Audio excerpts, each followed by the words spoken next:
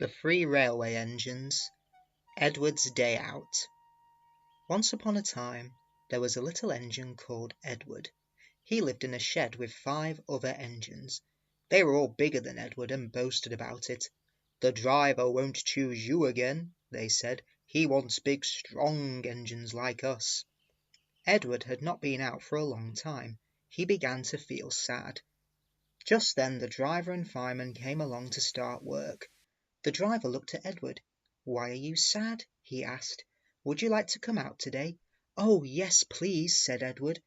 So the fireman lit the fire and made a nice lot of steam. Then the driver pulled the lever and Edward puffed away. "Peep, peep," he whistled. "Look at me now." The others were very cross at being left behind. Away went Edward to get some coachers. "Be careful, Edward," said the coachers. "Don't bump and bang us like the other engines do." So Edward came up to the coachers very, very gently, and the shunter fastened the coupling. "Thank you, Edward," said the coachers. "That was kind. We are glad that you are taking us today." Then they went to the station where the people were waiting. "Peep, peep," whistled Edward. "Get in quickly, please." So the people got in quickly, and Edward waited happily for the guard to blow his whistle and wave his green flag. He waited and waited. There was no whistle, no green flag. "Peep, peep, peep, peep. Where is the guard?" Edward was getting anxious. The driver and fireman asked the station master.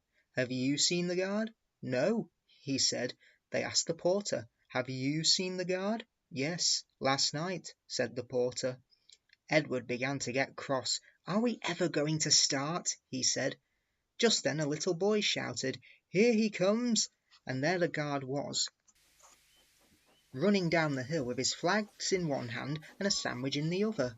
He ran onto the platform, blew his whistle and jumped into his van. Edward puffed off. He did have a happy day. All the children ran to wave as he went past, and he met old friends at all the stations. He worked so hard that the driver promised to take him out again next day. "I'm going out again tomorrow," he told the other engines that night in the shed. "What do you think of that?" But he didn't hear what they thought, for he was so tired and happy that he fell asleep at once. Edward and Gordon. One of the engines in Edward's shed was called Gordon. He was very big and very proud. "You watch me this afternoon, little Edward," he boasted, "as I rush through with the express. That will be a splendid sight for you." Just then his driver pulled the lever. "Goodbye, little Edward," said Gordon as he puffed away. "Look out for me this afternoon." Edward went off too, to do some shunting. Edward liked shunting. It was fun playing with trucks. He would come up quietly and give them a pull. "Oh, oh, oh, oh!" screamed the trucks. "Whatever is happening?"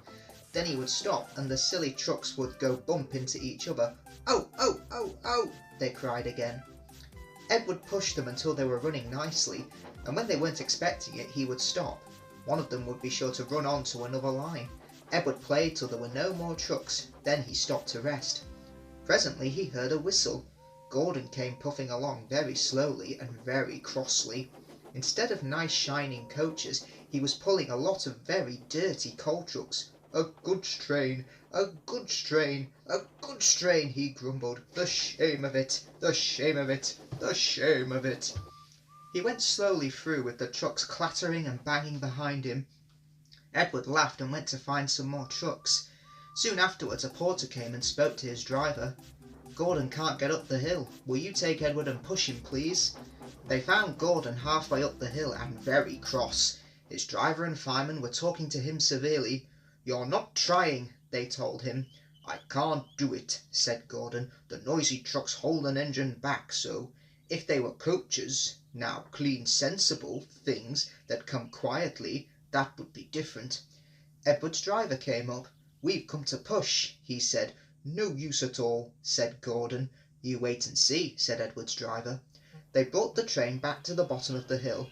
Edward came up behind the brake van ready to push. "Peep, peep, I'm ready," said Edward. "Boop, boop, no good," grumbled Gordon. The guard blew his whistle and they pulled and pushed as hard as they could. "I can't do it, I can't do it, I can't do it," puffed Gordon. "I will do it, I will do it, I will do it," puffed Edward. "I can't do it, I will do it, I can't do it. I will do it. I can't do it. I will do it. They puffed together. Edward pushed and puffed and puffed and pushed as hard as ever he could, and almost before he realised it, Gordon found himself at the top of the hill. I've done it, he said proudly, and forgot all about Edward pushing behind. He didn't even wait to say thank you, but ran on so fast that he passed 2 stations before his driver could make him stop. Edward had pushed so hard that when he got to the top he was out of breath. Gordon ran on so fast that Edward was left behind. The guard waved and waved, but Edward couldn't catch up. He ran on to the next station, and there the driver and fireman said they were very pleased with him. The fireman gave him a nice long drink of water, and the driver said, I'll get out my paint tomorrow and give you a beautiful new coat of blue with red stripes. Then you'll be the smartest engine in the shed. The sad story of Henry. Once, an engine attached to a train was afraid of a few drops of rain. It went into a tunnel and squeaked through its funnel and wouldn't come out again. The engine's name was Henry. His driver and fireman argued with him, but he would not move. The rain will spoil my lovely green paint and red stripes, he said. The guard blew his whistle till he had no more breath, and waved his flag till his arms ached, but Henry still stayed in the tunnel and blew steam at him.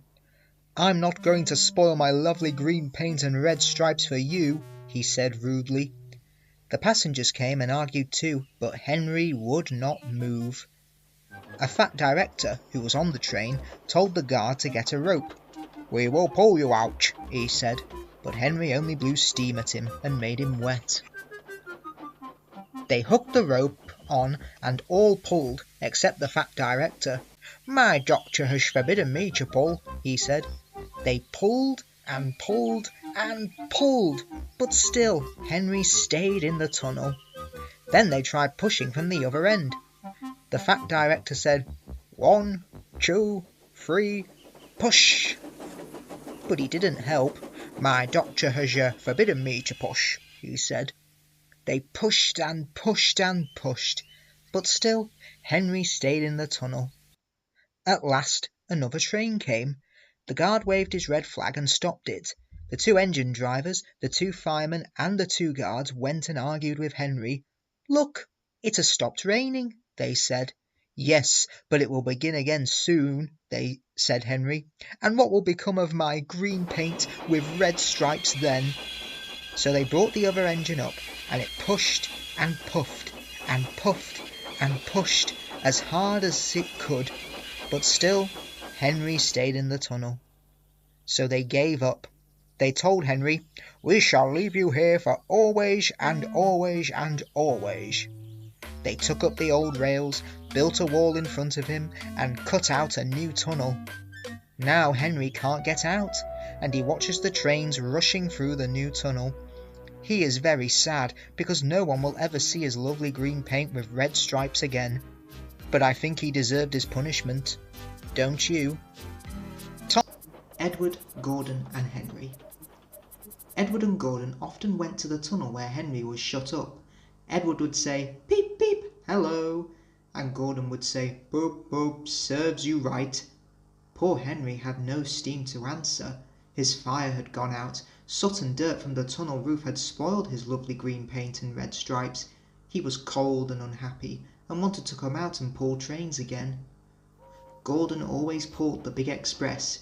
He was proud of being the only engine strong enough to do it.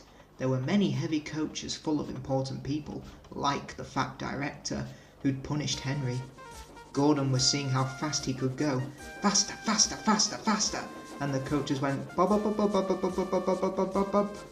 Gordon could see Henry's tunnel in front, and he thought to himself, in a minute, I'll just go at Henry and poop poop, and rush through him out into the open again. Closer and closer he came. He was almost there when whoosh! Oh dear! Oh, what has happened? Gordon was in a cloud of steam and going slower and slower. Shh! His driver stopped the train. Oh, what has happened to me? Oh, I feel so weak. And the driver said, you burst your safety valve. You can't pull the train anymore. Oh dear, and we were going so nicely too.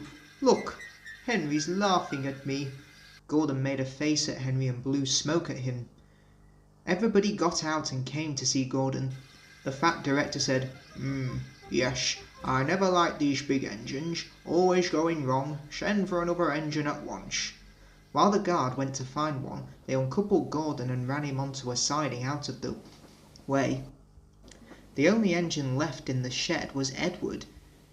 Edward, Gordon isn't feeling very well. Will you come and pull his coaches for him? Well, I'll try. Gordon saw Edward coming. Oh, he's no use. Edward can't pull the train. Edward puffed and pulled and pulled and puffed, but he couldn't move the heavy coaches. I told you so. Why not let Henry try? And the fat director said, all right, I will. Henry, will you help pull this train? And Henry was delighted. Oh, certainly. So Gordon's driver and fireman lit his fire, some plate layers broke down the wall and put back the rails, and when he had steam up, Henry puffed out. He was dirty, his boiler was black and he was covered with cobwebs. Oh, I'm stiff, I'm stiff. You'd better have a run to ease your joints and find a turntable. Henry came back feeling much better, and they put him in front of Edward. Edward said, I'm ready, shh. So am I, said Henry. Pull hard, we'll do it, pull hard, we'll do it. The heavy coaches jerked and began to move slowly at first, then faster and faster. We've done it together, we've done it together, we've done it together. You've done it, hooray, you've done it, hooray, sang the coaches. All the passengers were so excited, the fat director leaned out of the window to wave at Edward and Henry, but the train was going so fast that his hat blew off into a field where a goat ate it for his tea. They never stopped till they came to the big station at the end of the line. The passengers all got out and said thank you, and the fat director promised Henry a new coat of paint. Would you like blue and red? Oh yes, please, said Henry. Then I'll be like Edward and Gordon. That will be nice. Thomas the Tank Engine. Thomas and Gordon. Thomas is a tank engine who lived at a big station. He had 6 small wheels, a short stumpy funnel, a short stumpy boiler and a short stumpy dome. He was a fussy little engine, always pulling coaches about. He pulled them to the station ready for the big engines to take out on long journeys, and when trains came in and the people had got out, he would pull the empty coaches away so that the big engines could go and rest. He was a cheeky little engine too. He thought no engine worked as hard as he did, so he used to play tricks on them. He liked best of all to come quietly beside a big engine dozing on a siding and make him jump. Beep, beep, beep, beep. Wake up, lazy bones, he would whistle. Why don't you work hard like me? Then he would laugh rudely and run away to find some more coaches. One day Gordon was resting on a siding. He was very tired. The big express he always pulled had been late, and he had to run as fast as he could to make up for lost time. He was just going to sleep when Thomas came up in his cheeky way. Wake up, lazy bones, he whistled. Now do some hard work for a change. You can't catch me. And off he ran, laughing. Instead of going to sleep again, Gordon thought how he could pay Thomas out. One morning Thomas wouldn't wake up. His driver and fireman couldn't make him start. His fire went out and there was not enough steam. It was nearly time for the express. The people were waiting, but the coaches weren't ready. At last Thomas started. Oh dear, he yawned. Come on, said the coaches, hurry up. Thomas gave them a rude bump and started for the station. Don't stop dawdling, he grumbled. Where have you been, asked the coaches crossly. Thomas fussed into the station where Gordon was waiting. Hurry up, you, said Gordon crossly. Beep, beep, hurry yourself, said cheeky Thomas. Yes, said Gordon, I will.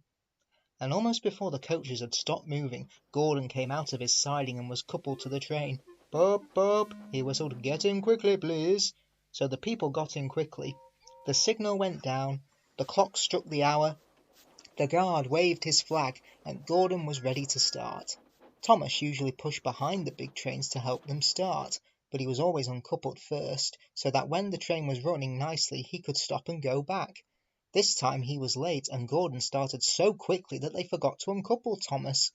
"Poop, poop," said Gordon. "Peep, peep, peep," whistled Thomas. Come on," puffed Gordon to the coaches. Pull harder, puffed Thomas to Gordon.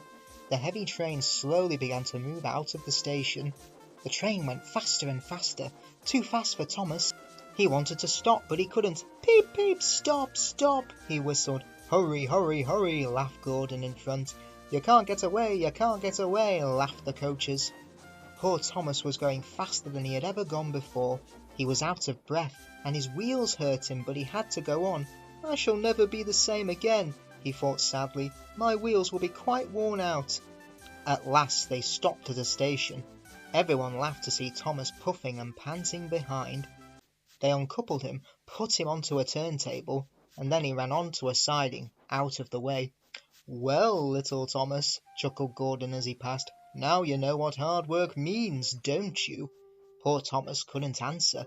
He had no breath. He just puffed slowly away to rest, and had a long, long drink. He went home very slowly, and was careful afterwards never to be cheeky to Gordon again. Thomas's train. Thomas often grumbled because he was not allowed to pull passenger trains. The other engines would laugh at him.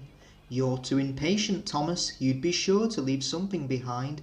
This annoyed Thomas. "Rubbish! You just wait. I'll show you." One night he and Henry were alone. Henry was ill. The men worked hard on him, but he didn't get better.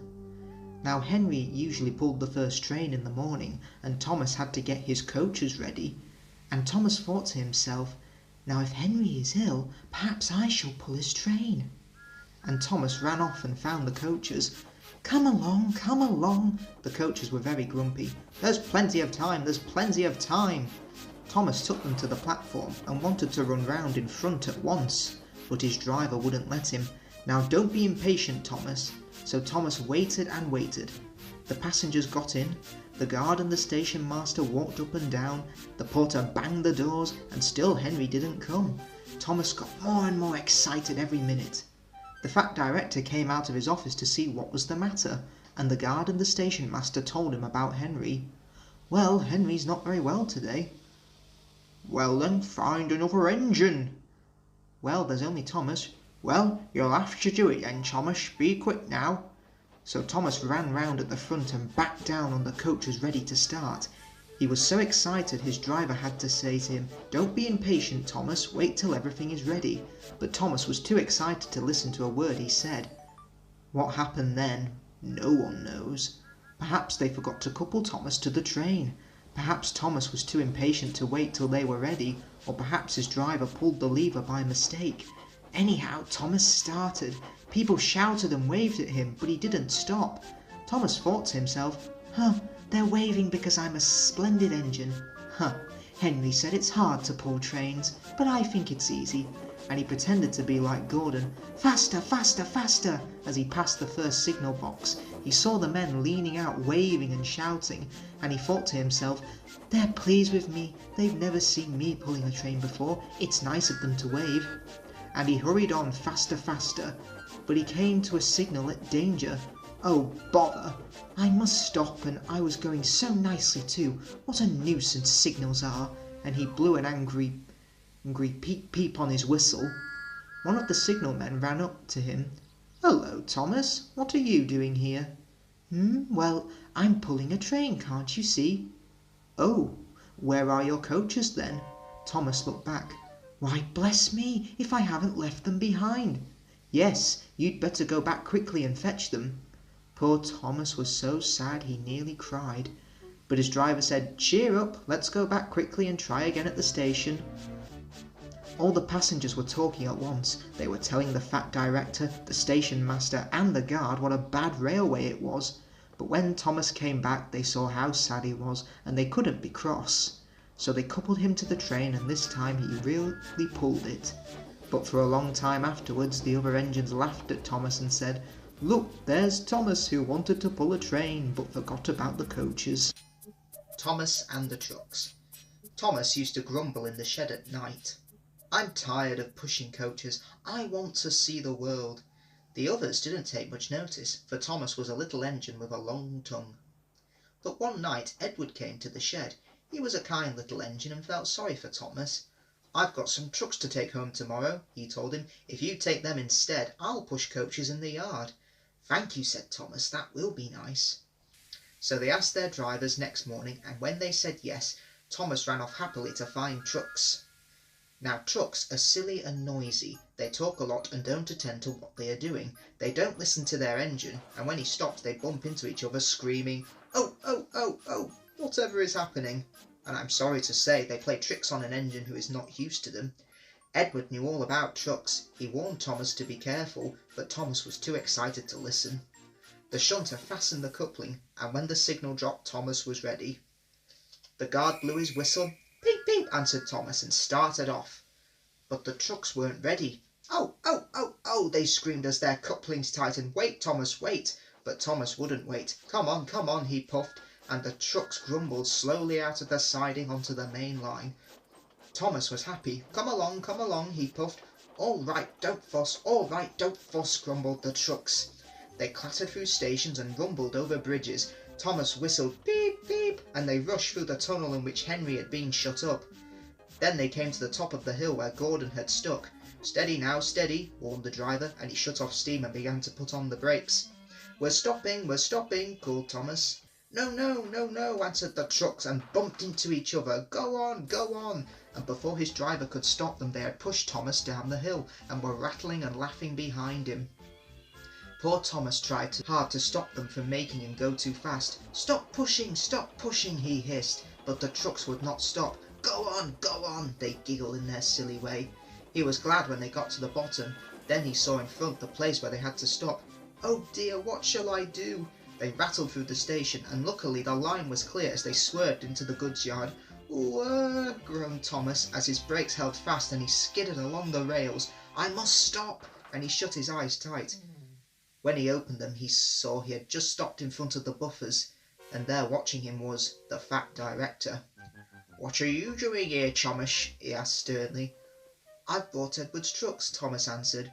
"Why did you come so fast?" "I didn't mean to, I was pushed," said Thomas sadly. "Haven't you pulled trucks before?" "No." "Then you've a lot to learn about trucks, little Thomas.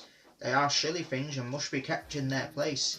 After pushing them about here for a few weeks, you'll know almost as much about them as Edward. Then you'll be a really useful engine." Thomas and the breakdown train. Every day the fat director came to the station to catch his train, and he always said "Hello" to Thomas. There were lots of trucks in the yard. Different ones came in every day, and Thomas had to push and pull them into their right places. He worked hard. He knew now that he wasn't so clever as he had thought.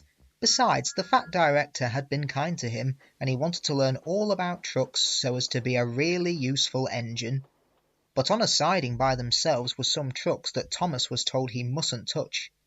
There was a small coach, some flat trucks, and two strange things his driver called cranes.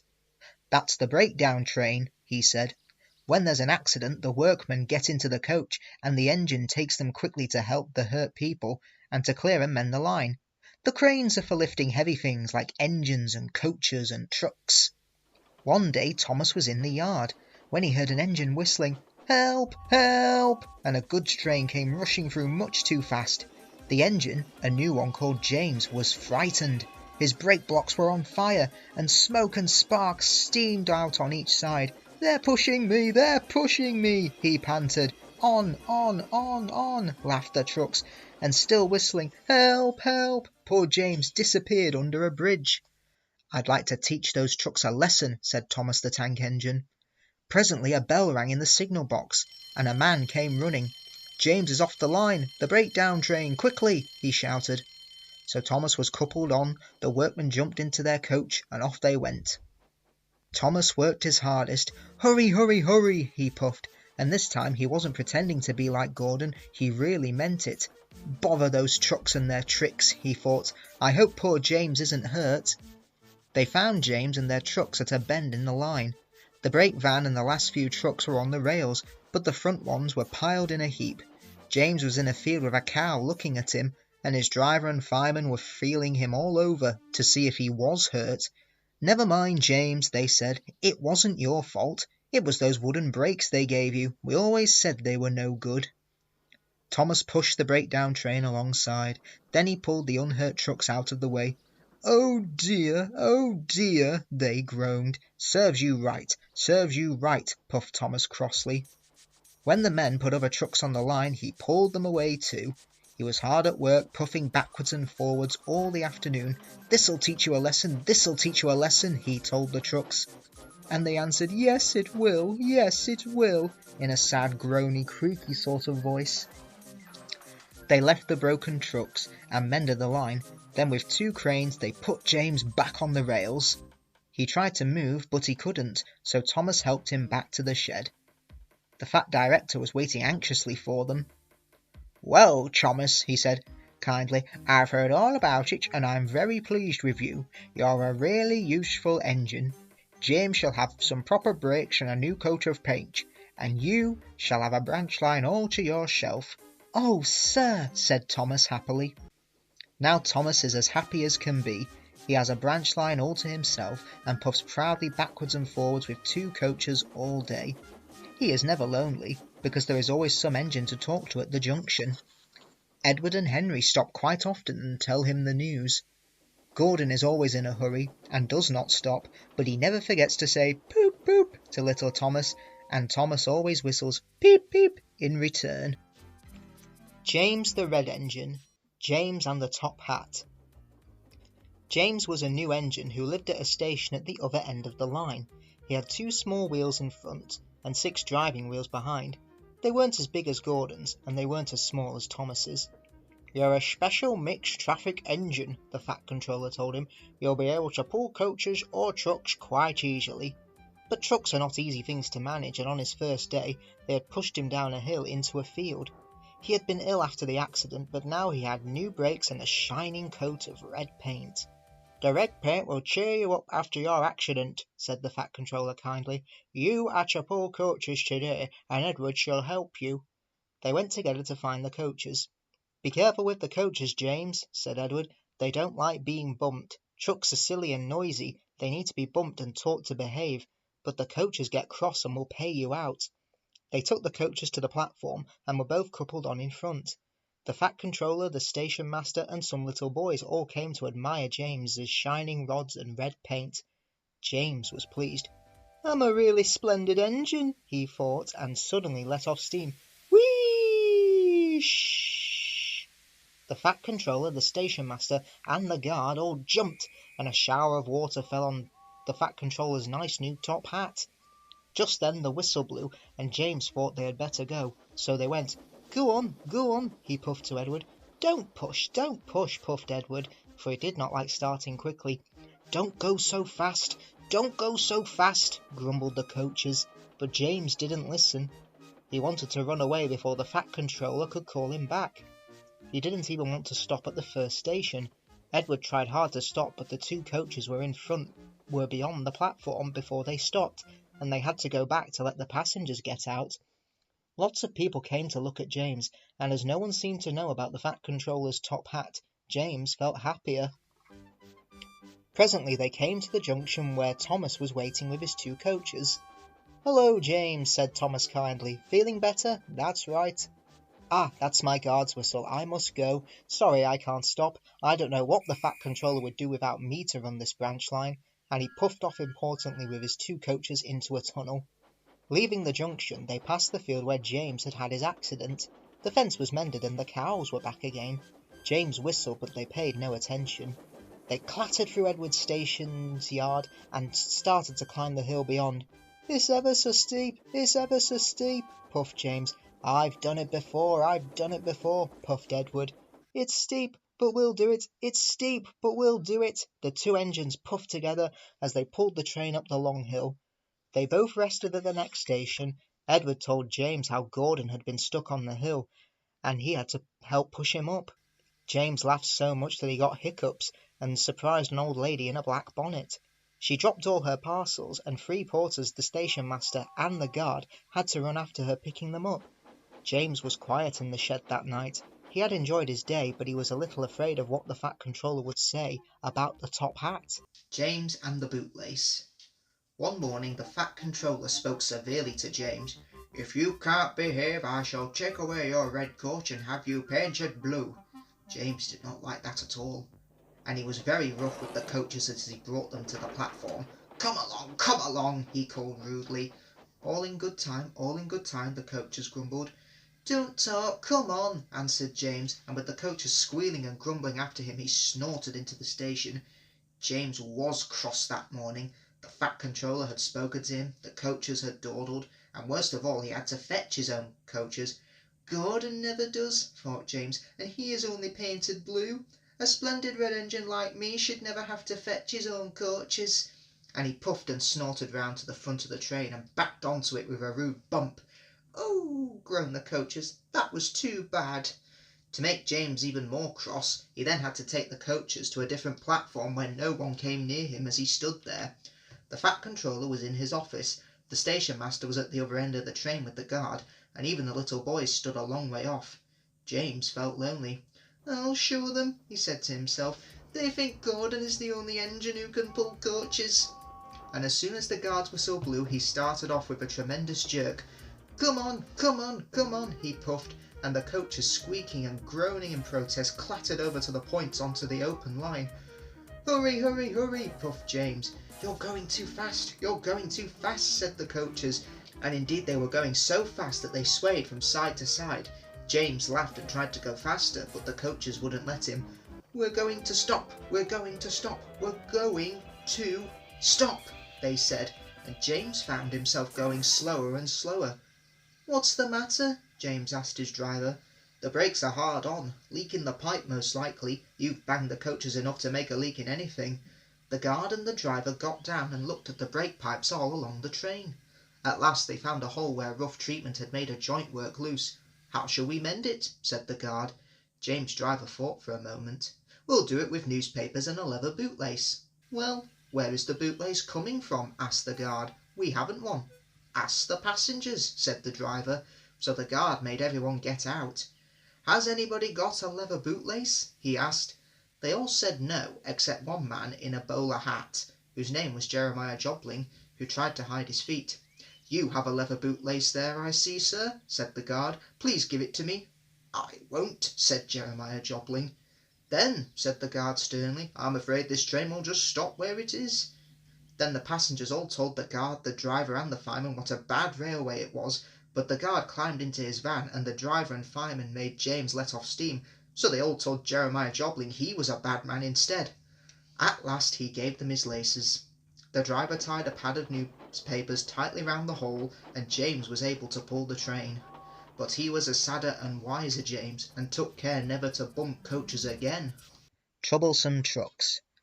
James had not seen the Fat Controller for several days. They left James all alone in the shed, and did not even allow him to go out and push coaches and trucks in the yard.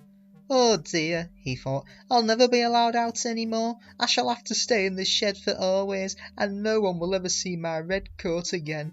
Oh dear, James began to cry. Just then the Fat Controller came along. I see you are sorry, James, he said.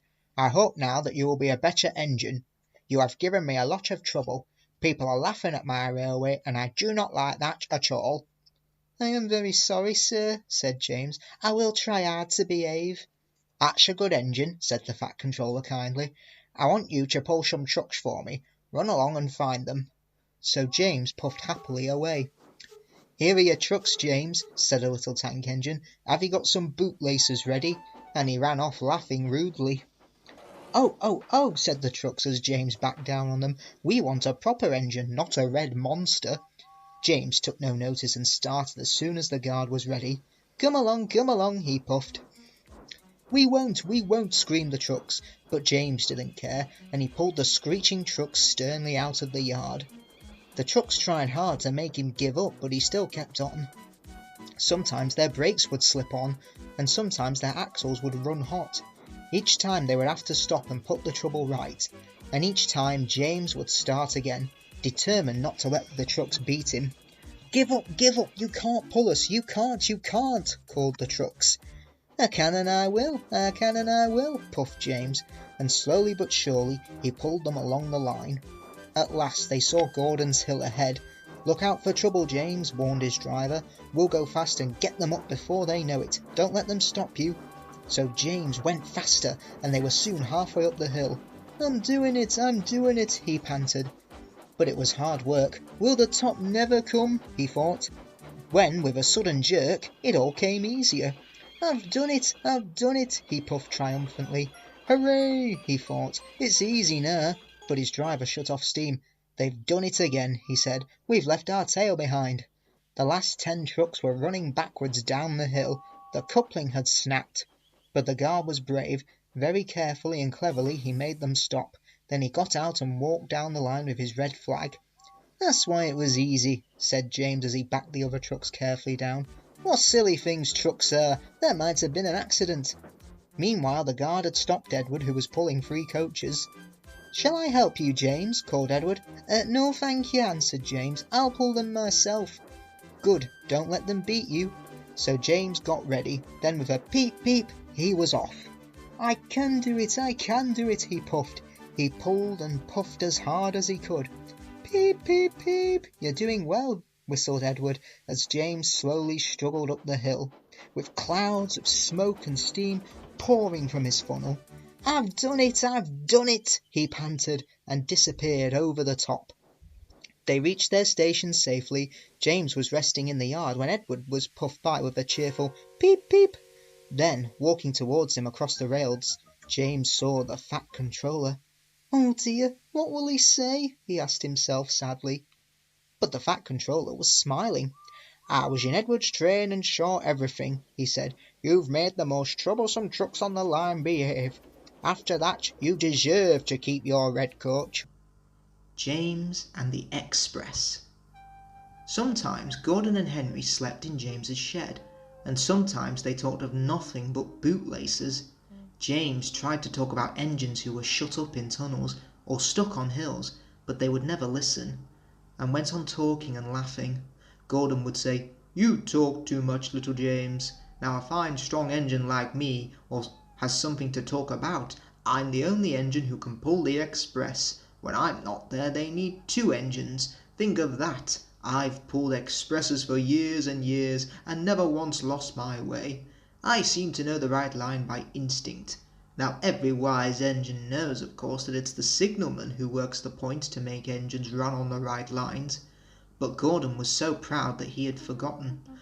One morning he said, "Wake up, James, it's nearly time for the Express. What are you doing? Odd jobs?" "Oh well, we all have to begin somewhere, don't we? Now run along and get my coaches, and don't be late." Now James brought Gordon's coaches to the station, and Gordon backed onto the train. He was showing off like anything. "Shh! Make way, make way!" The Fat Controller was on the train with other important people. The guard blew his whistle and Gordon started. "Look at me now, look at me now. Goodbye, little James, see you tomorrow. Shh! Look at me now." And the coaches glided after him out of the station. James watched the train disappear around the curve. "Oh dear, I wish I could pull the Express." And then he went back to work.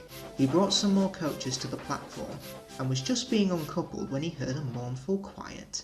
And there was Gordon trying to sidle into the station without being noticed. "Hello, Gordon. Is it tomorrow already then?" Gordon didn't answer. He just let off steam feebly. "Shh." "Well, did you lose your way, Gordon?" "No, I didn't. It was lost for me. I was switched off the main line onto the loop. I had to go all round and back again." "Perhaps it was an instinct gone," said James. Meanwhile all the passengers hurried to the booking office. "We want our money back. Yes, we want our money back." Everyone was making such a noise that the Fat Controller climbed onto a trolley and blew the guard's whistle. "Now wait a minute, please, wait a moment, please, and now I promise you a new train if you'll all just keep quiet now. Gordon here can't do it, but perhaps James will pull it for us." "Oh yes, sir, I'll try."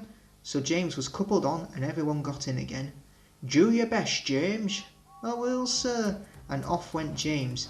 Stations and bridges flashed by, the passengers leaned out of the windows and cheered, and soon they reached the terminus. Everyone said thank you to James, and the Fat Controller said, "Well done, James. Would you like to pull the express sometimes?" "Oh yes, please." Next day when James came by, Gordon was pushing trucks in the yard.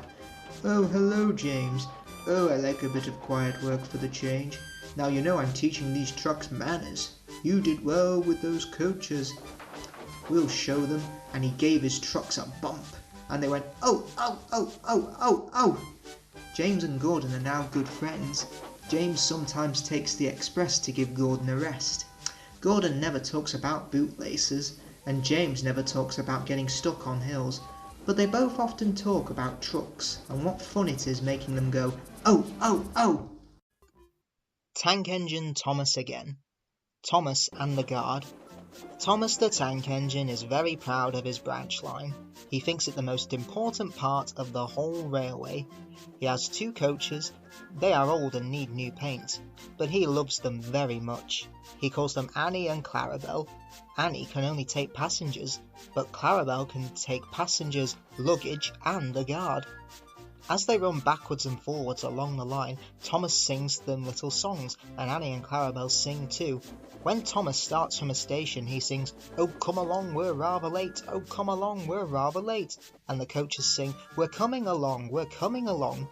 They don't mind what Thomas says to them, because they know he is trying to please the Fat Controller, and they know too that if Thomas is cross, he is not cross with them. He is cross with the engines on the main line, who have made him late. One day they had to wait for Henry's train. It was late. Thomas was getting crosser and crosser. "How can I run my line properly if Henry is always late? He doesn't realise that the Fat Controller depends on me." And he whistled impatiently. At last Henry came. "Where have you been, lazybones?" asked Thomas crossly. "Oh dear, my system is out of order. No one understands my case.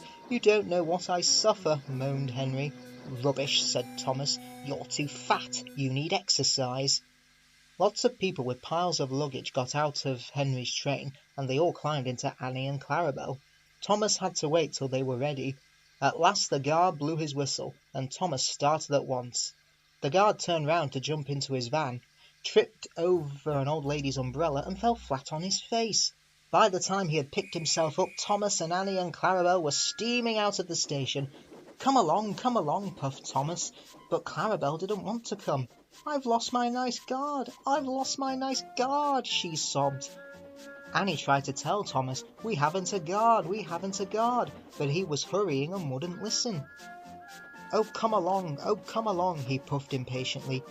Annie and Clarabel tried to put on their brakes, but they couldn't without the guard. Where is our guard? Where is our guard? They cried. Thomas didn't stop till they came to a signal. Annie and Clarabel tried to put on their brakes, but they couldn't without the guard. Where is our guard? Where is our guard? They cried. Thomas didn't stop till they came to a signal. Bother that signal, said Thomas. What's the matter?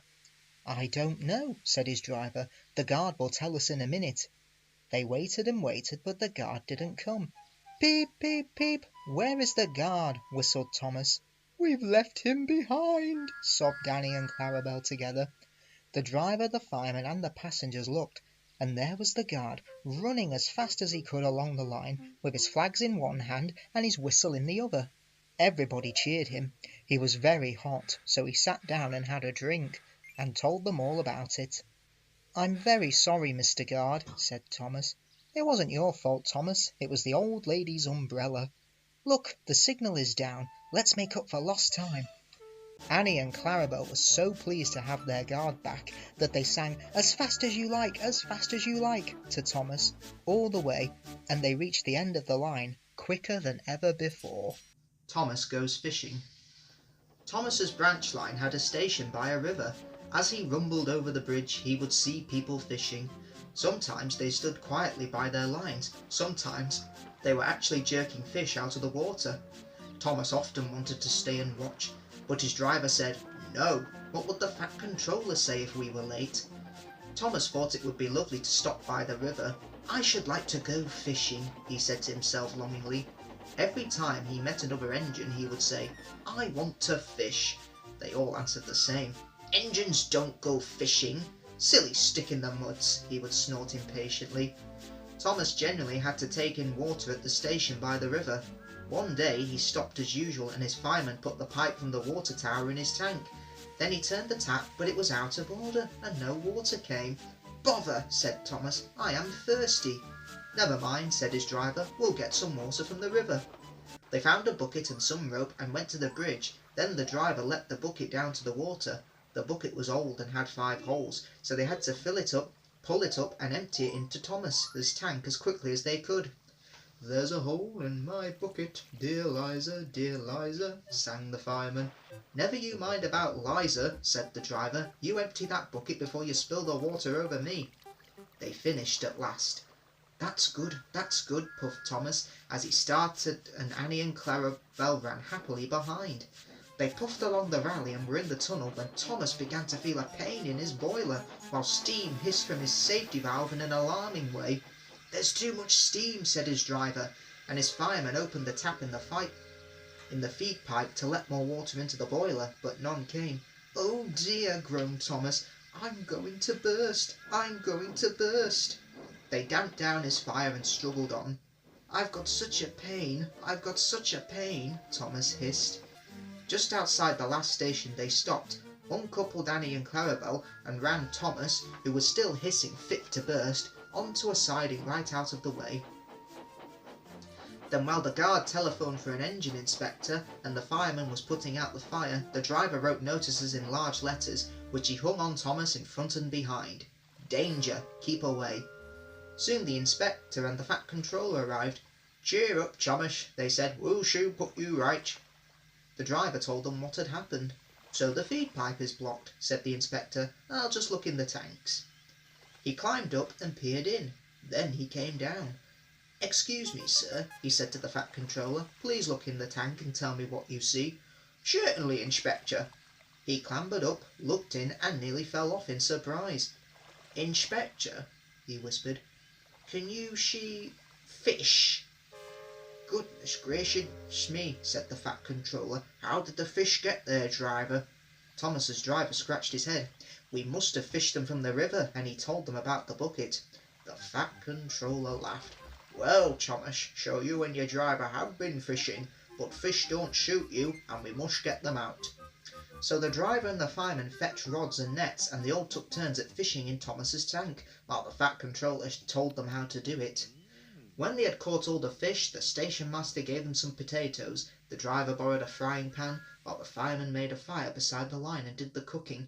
Then they all had a lovely picnic supper of fish and chips. "That was good," said the fat controller as he finished his share, "but fish don't shoot you, Thomas, so you mustn't do it again." "No, sir, I won't," said Thomas sadly. "Engines don't go fishing. It's too uncomfortable." Thomas, Terence and the Snow. Autumn was changing the leaves from green to brown. The fields were changing too, from yellow stubble to brown earth. As Thomas puffed along, he heard the chug, chug, chug of a tractor at work. One day, stopping for a signal, he saw the tractor close by. "Hello," said the tractor. "I'm Terence. I'm ploughing." "I'm Thomas. I'm pulling a train." "What ugly wheels you've got." "They're not ugly. They're caterpillars," said Terence. "I can go anywhere. I don't need rails." "I don't want to go anywhere," said Thomas huffily. "I like my rails, thank you." Thomas often saw Terence working, but though he whistled, Terence never answered. Winter came, and with it dark heavy clouds full of snow. "I don't like it," said Thomas's driver. "A heavy fall is coming. I hope it doesn't stop us." "Pah!" said Thomas, seeing the snow melt on the rails. "Soft stuff, nothing to it." And he puffed on, feeling cold but confident. They finished their journey safely, but the country was covered, and the rails were 2 dark lines standing out in the white snow. "You'll need your snowplough for the next journey, Thomas," said his driver. "Pah! Snow is silly soft stuff, it won't stop me." "Listen to me," his driver replied. "We are going to fix your snowplough on, and I want no nonsense, please." The snowplough was heavy and uncomfortable, and made Thomas cross. He shook it, and he banged it, and when they got back it was so damaged that the driver had to take it off. "You're a very naughty engine," said his driver, as he shut the shed door that night. Next morning both driver and fireman came early and worked hard to mend the snowplough, but they couldn't make it fit properly. It was time for the first train. Thomas was pleased. "I shan't have to wear it, I shan't have to wear it," he puffed to Annie and Clarabel. "I hope it's all right, I hope it's all right," they whispered anxiously to each other. The driver was anxious too. "It's not bad here," he said to the fireman, "but it's sure to be deep in the valley." It was snowing again when Thomas started, but the rails were not covered. Silly soft stuff, he puffed. "I didn't need that stupid old thing yesterday, and I shan't today. Snow can't stop me," and he rushed into the tunnel, thinking how clever he was. At the other end he saw a heap of snow fallen from the sides of the cutting. "Silly old snow," said Thomas, and charged it. "Cinders and ashes," said Thomas. "I'm stuck." And he was. "Back, Thomas, back," said his driver. Thomas tried, but his wheels spun and he couldn't move. More snow fell and piled up round him. The guard went back for help, while the driver, fireman and passengers tried to dig the snow away. But as fast as they dug, more snow slipped down until Thomas was nearly buried. "Oh, my wheels and coupling rods," said Thomas sadly. "I shall have to stop here till I'm frozen. What a silly engine I am," and Thomas began to cry. At last a tooting in the distance told them a bus had come for the passengers. Then Terence chugged through the tunnel. He pulled the empty coaches away and came back for Thomas. Thomas's wheels were clear but still spun hopelessly when he tried to move. Terence tugged and slipped and slipped and tugged, and at last dragged Thomas into the tunnel. "Thank you, Terence, your caterpillars are splendid," said Thomas gratefully. "I hope you'll be sensible now, Thomas," said his driver severely. "I'll try," said Thomas, as he puffed home. Thomas and Bertie. One day Thomas was waiting at the junction when a bus came into the yard. Thomas said to the bus, "Hello, who are you?" "I'm Bertie. Who are you?" "I'm Thomas. I run this line." "Oh, so you're Thomas, are you? Oh yes, I remember now. You were stuck in the snow, didn't you? I took your passengers and Terence pulled you out, didn't he? Well, I've come to help you with your passengers today." This made Thomas very cross indeed, and he let off steam. "Help me, help me, I can go faster than you." "You can't." "I can." "You can't." "I can." "All right, I'll race you." The drivers agreed. The station master said, "Right, are you ready? Steady, go!" And they were off. Thomas could never go fast at first, and Bertie drew in front. Thomas was running well, but he didn't hurry. Annie and Clarabel were rather anxious. "Why don't you go fast? Why don't you go fast? Hey, why don't you go fast?" But Thomas said, "Shh, wait and see, shh, wait and see, shh, wait and see. He's a long way ahead, he's a long way ahead." But Thomas didn't mind. He remembered the level crossing. There was Bertie fuming at the gates, while they sailed gaily through. "Ha ha, goodbye, Bertie." The road left the railway and went through a village, so they couldn't see Bertie. They stopped the station and Thomas called out, "Shh, quickly, quickly please, quickly please." Everybody got out quickly and the guard was sold and off they went. Thomas sang, Come along, come along, come along, shh." And Annie and Clarabel sang, We're coming along. Hurry, hurry, hurry." Then he looked ahead, and there was Bertie crossing the bridge over the railway, and he was tooting triumphantly on his horn. "Ha ha!" Thomas groaned. "Oh bother, oh bother!" Annie and Clarabel wailed as he was a long way in front. But Thomas's driver said, Steady, steady, Thomas, we'll beat Bertie yet." "We'll beat Bertie yet, we'll beat Bertie yet, we'll do it." "Oh bother, there's a station." And as he stopped he heard something go, "Goodbye, Thomas, you must be very tired. Here, sorry I can't stop. We buses have to work and all." The next station was by the river. They got there quickly, but the signal was up. Thomas thought, "Oh dear, we've lost now." But he felt better after a drink. Then James rattled through with the goods train and the signal dropped, showing that the line was clear. "We are off! Hurrah! We're off!" And as they rumbled over the bridge they heard a very impatient honk honk, and there was Bertie waiting at the red traffic lights while cars and lorries crossed the narrow bridge in the opposite direction. But as soon as the lights turned green, Bertie was off with a roar, and soon he and Thomas were racing side by side over a valley. The passengers in the train and in the bus got very excited and started cheering and shouting. And now Thomas reached his full speed, and foot by foot, yard by yard, he gained on Bertie till they were running level. Bertie tried hard, but Thomas was too fast. Slowly but surely he drew ahead till he plunged into a tunnel, leaving Bertie toiling far behind. Thomas was very pleased. "I've done it! Yes, I've done it! I've done it! Shh!" So were Annie and Clarabelle. "We've done it! Hooray! We've done it! Hooray!" And on they went to the last station. The passengers gave Thomas 3 cheers and told the station master and the porters all about the race. When Bertie came in, they gave him 3 cheers. And Bertie said, "Woo! That was well done, Thomas. That was fun. But to beat you over that hill, I should have to grow wings and be an aeroplane." Thomas and Bertie now keep each other very busy. Bertie finds people in the village who want to go by train and takes them to Thomas, while Thomas brings people to the station for Bertie to take home.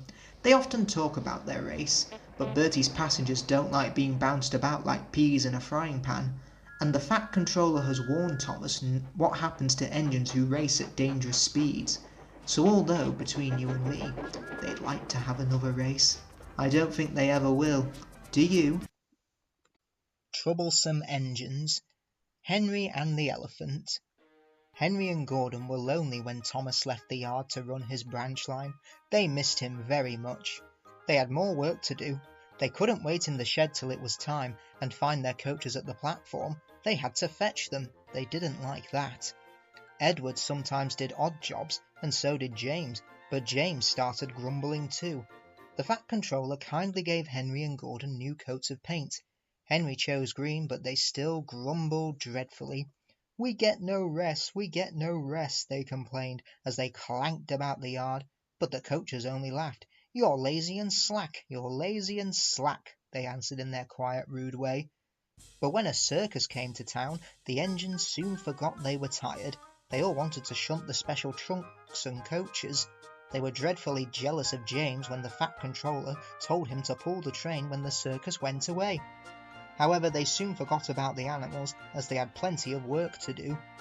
One morning, Henry was told to take some workmen to a tunnel which was blocked. He grumbled away to find 2 trucks to carry the workmen and their tools. Pushing trucks, he muttered in a sulky way. They stopped outside the tunnel and tried to look through it, but it was quite dark. No daylight shone from the other end. The workmen took their tools and went inside. Suddenly, with a shout, they all ran out looking frightened. "We went to the block and started to dig, but it grunted and moved," they said. "Rubbish," said the foreman. "It's not rubbish, it's big and alive. We're not going in there again." "Right," said the foreman. "I'll ride in a truck and Henry shall push it out." "Wheesh," said Henry unhappily. He hated tunnels. He had been shut up in one once, but this was worse. Something big and alive was inside. "Beep, peep," he whistled. "I don't want to go in." "Neither do I," said his driver, "but we must clear the line." Oh dear, puffed Henry, as they slowly advanced into the darkness. Bump! Henry's driver shut off steam at once. "Help! Help! We're going back!" wailed Henry, and slowly moving out into the daylight came first Henry, then the trucks, and last of all, pushing hard and rather cross, came a large elephant. "Well, I never did," cried the foreman. "It's an elephant from the circus." Henry's driver put on his brakes, and a man ran to telephone for the keeper. The elephant stopped pushing and came towards them.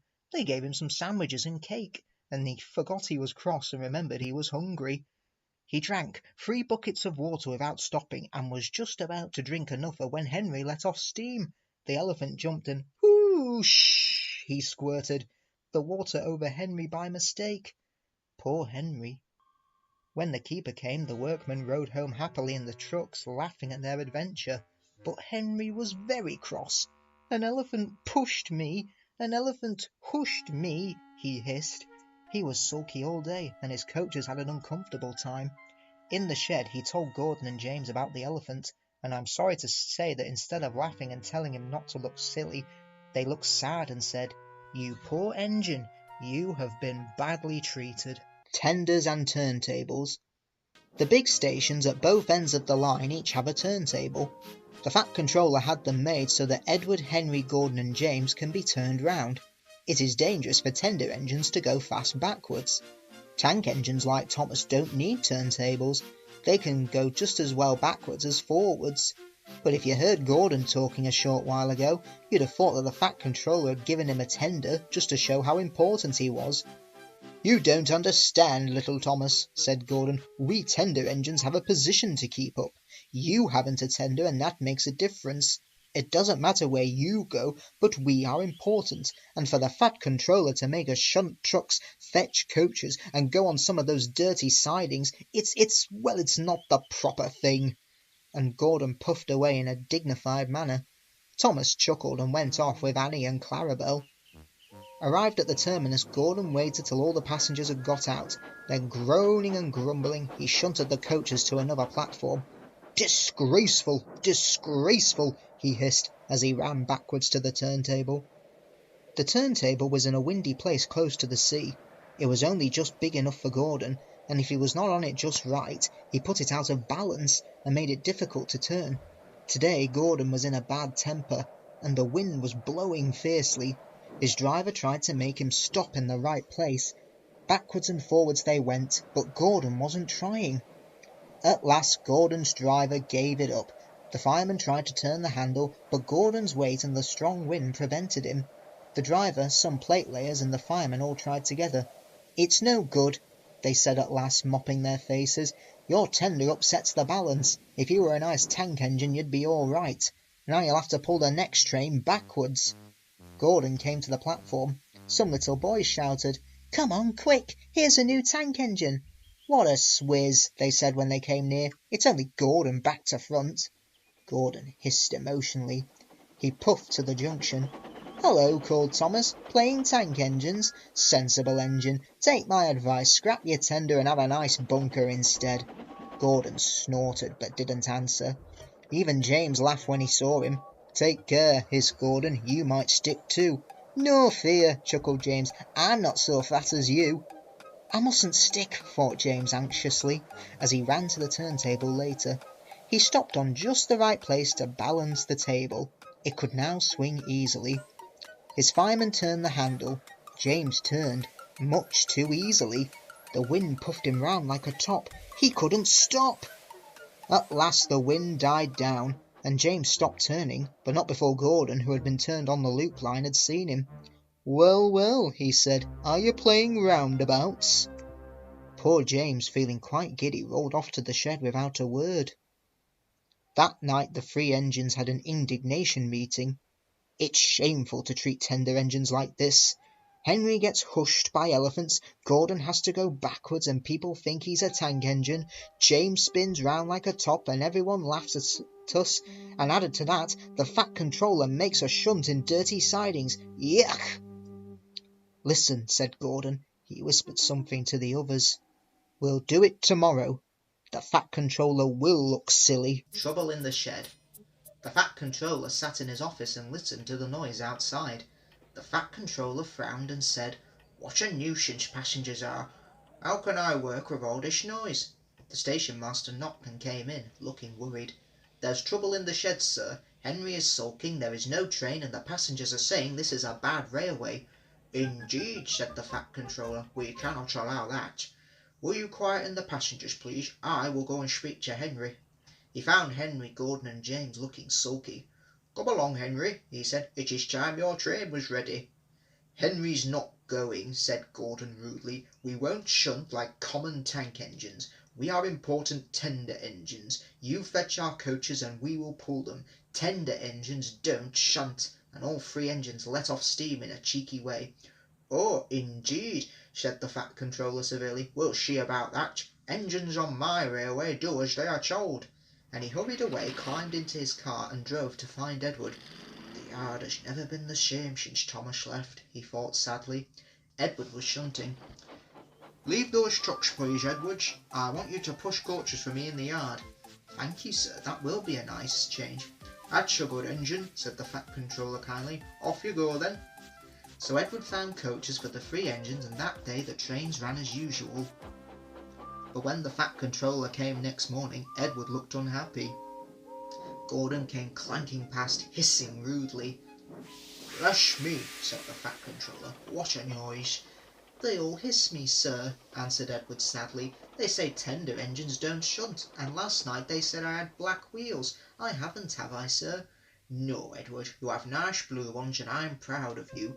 Tender engines do shunt, but all the same you'd be happier in your own yard. We need a tank engine here."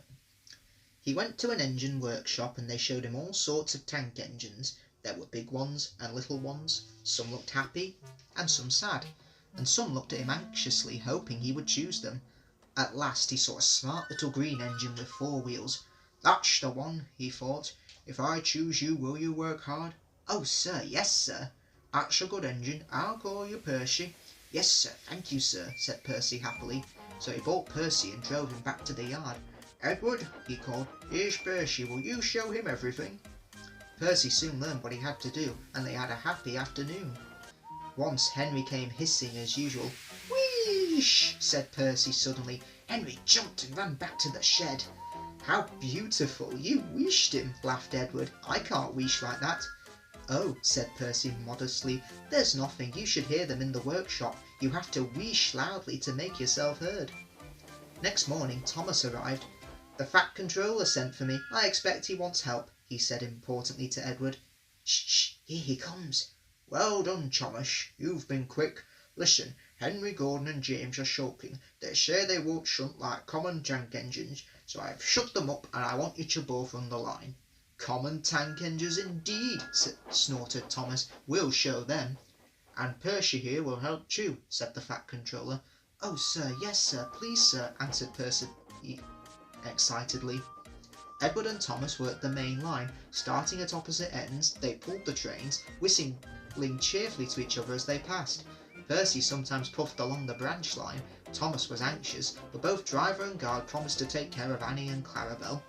There were fewer trains, but the passengers didn't mind. They knew the 3 other engines were having a lesson. Henry, Gordon and James stayed shut in the shed and were cold, lonely and miserable. They wished now they hadn't been so silly. Percy runs away. Henry, Gordon and James were shut up for several days. At last the Fat Controller opened the shed. "Ah, now then, I hope you're sorry and understand you're not so important after all. Thomas, Edward and Percy have worked the line very nicely, but now they need a change. And I will let you out now if you promise to be good." "Yes, sir, we will. Yes, sir, we will." "That's right, but please remember this no shunting nonsense must stop." And the Fat Controller told Edward, Thomas and Percy that they could go and play on the branch line for a few days. They ran off happily and found Annie and Clarabel at the junction. The 2 coaches were so pleased to see Thomas again, and he took them for a run at once. Edward and Percy played with trucks and pushed them into their proper sidings. The trucks made a terrible fuss. "Oh, oh, oh, stop, stop, stop!" But the 2 engines laughed and went on shunting till the trucks were tidily arranged. Next, Edward took some empty trucks to the quarry, and Percy was left alone. Percy didn't mind that a bit. He liked watching trains and being cheeky to the other engines. He would make noises at them as they went by. Gordon, Henry and James got very cross. After a while he took some trucks over the main line to another siding. When they were tidy he ran onto the main line again and waited for the signalman to set the point so that he could cross back to the yard. Edward had warned Percy. "Look, be careful, Percy, of the main line. Whistle to the signalman that you are there." But Percy didn't remember to whistle, and the signalman was so busy he forgot. Bells rang in the signal box. The man answered saying the lines were clear and set the signals for the next train. Percy waited and waited. The points were still against him. Then he looked along the main line and saw something that made him go, "Ah!" Rushing straight towards him was Gordon with the express. Gordon's driver shut off steam and applied the brakes. Percy's driver turned on full steam. "Back, Percy, back!" But Percy's wheels wouldn't turn quickly. Gordon was coming so fast that it seemed he couldn't stop. Percy just shut his eyes and waited for the crash. His driver and fireman jumped out. Gordon yelled, "Oh, get out of my way!" Percy opened his eyes. Gordon had stopped with Percy's buffers a few inches from his own. Percy was very frightened. He began to move backwards. "I won't stay here. I'll run away. I won't stay here. I'll run away." He was soon cleared of the station and running as fast as he could. He whistled through Edward Station and he ran right up Gordon's Hill without stopping. He was getting tired and wanted to stop, but he couldn't. He had no driver to shut off steam and apply the brakes. Oh dear, I shall have to run till my wheels wear out. I want to stop, I want to stop. But just then he passed another signal box, and the signalman called out, "I know just what you want, little Percy." He set the points and Percy puffed wearily onto a nice empty siding. At the end of the siding was a big bank of earth. Percy was too tired now to care where he went. "I want to stop, I want to stop. Oh, I have stopped." Yes, the big bank of earth had stopped Percy. His bunker was buried in it. The workmen came to dig him out. "Never mind, Percy, you'll feel better after a drink." Presently Gordon arrived. "Oh, well done, Percy. You know you started so quickly that you stopped a nasty accident." "I'm sorry I was cheeky, Gordon. You were clever to stop." Percy now works in the yard and finds coaches for the trains. He's still cheeky because he is that sort of engine, but he's always most careful when he goes on the main line. Henry the Green Engine. Coal. "I suffer dreadfully and no one cares." "Rubbish, Henry," snorted James. "You don't work hard enough." Henry was bigger than James but smaller than Gordon. Sometimes he could pull trains, but sometimes he had no strength at all. The Fat Controller spoke to him too. "You are too expensive, Henry. You've had lots of new parts and new paint too, but they've done you no good. If we can't make you better, we must get another engine instead of you." This made Henry, his driver and his fireman very sad. The Fat Controller was waiting when Henry came to the platform. He had taken off his hat and coat and put on overalls. He climbed to the footplate and Henry started. "Henry is a bad steamer," said the fireman. "I build up his fire, but it doesn't give off enough heat." Henry tried very hard, but it was no good. He had not enough steam, and they stopped outside Edward Station. "Oh dear," thought Henry sadly, "I shall have to go away." Edward took charge of the train. Henry stopped behind. "What do you think is wrong, fireman?" asked the Fat Controller. The fireman mopped his face. "Excuse me, sir," he answered, "but the coal is wrong. We've had a poor lot lately, and today it's worse. The other engines can manage. They have big fireboxes. Henry's is small and can't make the heat. With Welsh coal he'd be a different engine." "It's expensive," said the Fat Controller thoughtfully, "but Henry must have a fair chance. James shall go and fetch some." When the Welsh coal came, Henry's driver and fireman were excited. "Now we'll show them, Henry, old fellow." They carefully oiled all his joints and polished his brass till it shone like gold. His fire had already been lit, so the fireman made it carefully. He put large lumps of coal like a wall round the outside, then he covered the glowing middle part with smaller lumps. "You're spoiling my fire," complained Henry. "Wait and see," said the fireman. "We'll have a roaring fire, just when we want it." He was right. When Henry reached the platform, the water was boiling nicely, and he had to let off steam, to show how happy he was. He made such a noise that the Fat Controller came out to see him. "How are you, Henry?" "Beep, beep," whistled Henry. "I feel fine." "Have you a good fire, driver?" "Never better, sir, and plenty of steam." "No wreck or breaking?" warned the Fat Controller, smiling. "Don't push him too hard."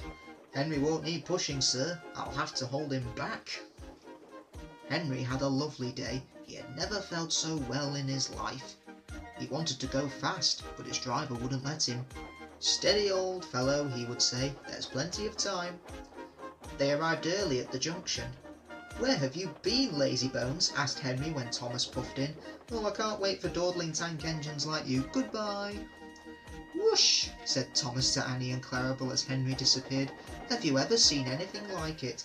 Both Annie and Clarabel agreed that they never had. The Flying Kipper.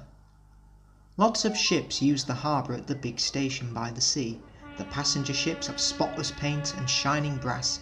Other ships, though smaller and dirtier, are important too. They take coal, machinery and other things abroad and bring back meat, timber and things we need. Fishing boats also come there. They unload their fish on the quay. Some of it is sent to the shops in the town, and some of it goes in a special train to other places far away. The railwaymen call this train the Flying Kipper. One winter evening Henry's driver said, "We'll be out early tomorrow, Henry. We've got to take the Flying Kipper. Now don't tell Gordon, but I think that if we pull the Kipper nicely, the Fat Controller will let us pull the express." Henry was very excited. "Oh, I say, shh, that will be lovely." He was ready at 5 o'clock. There was snow and frost. Men hustled and shouted, loading the vans with crates of fish. The last door banged, the guard showed his green lamp, and Henry started off, but his wheels slipped on the icy rails. Henry got cross with the vans. Come on, don't be silly, come on." The van shuddered and groaned. All right. That is better. And the train began to gather speed. Clouds of smoke and steam poured from Henry's funnel into the cold air, and when his fireman put on more coal, the fire's light shone brightly on the snow around Henry. He went faster and faster. Hurry! They pushed under bridges and clattered through stations, green signal lights showing as they passed. They were going well. The light grew better, but then a yellow signal appeared ahead. Henry thought a distant signal up, that means caution. Henry's driver shut off the steam and prepared to stop, but the home signal was down, and he said, "All clear," and they'd gone away. They couldn't know the points from the main line to the siding were frozen, and that the signal had been set at danger, but a fall of snow had forced it down. A goods train was waiting in the siding to let the Flying Kipper pass. The driver and the fireman were drinking cocoa in the brake van. The guard pulled out his watch and he said, "You know, the Flying Kipper is due."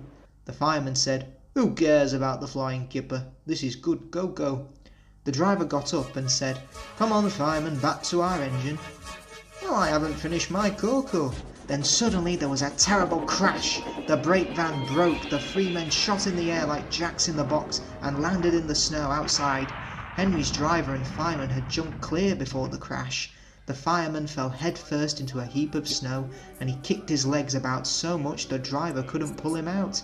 Henry was sprawled over on his side. He looked very surprised. "Oh, what's happened?" The goods train fireman was very cross. He waved his empty mug in the air. "You clumsy great engine, the best cup of cocoa I've ever had, and you bump into me and spill it." The driver said, "Never mind your cocoa, run and telephone the breakdown gang." The gang soon cleared the line, but they had hard work lifting Henry onto the rails. The Fat Controller came to see him. "Well, Henry, what have you got to say for yourself?" "The signal was down, sir. Honestly. It was." "Cheer up, Henry, it wasn't your fault. Ice and snow caused the accident. I'm sending you to Crewe, a fine place for sick engines. They'll give you a new shape and a larger firebox, and then you'll feel a different engine and you won't need special coal anymore. Now won't that be nice?" Yes, sir, yes." Henry liked being at Crewe, but he was glad to come home. A crowd of people waited to see him arrive in his new shape, and he looked so splendid and strong that they gave him 3 cheers. And Henry said, "Thank you. Toby the Tram Engine. Toby and the Stout Gentleman. Toby. Gordon's whistle. Gordon was cross. "Why should Henry have a new shape?" he grumbled. "A shape good enough for me is good enough for him.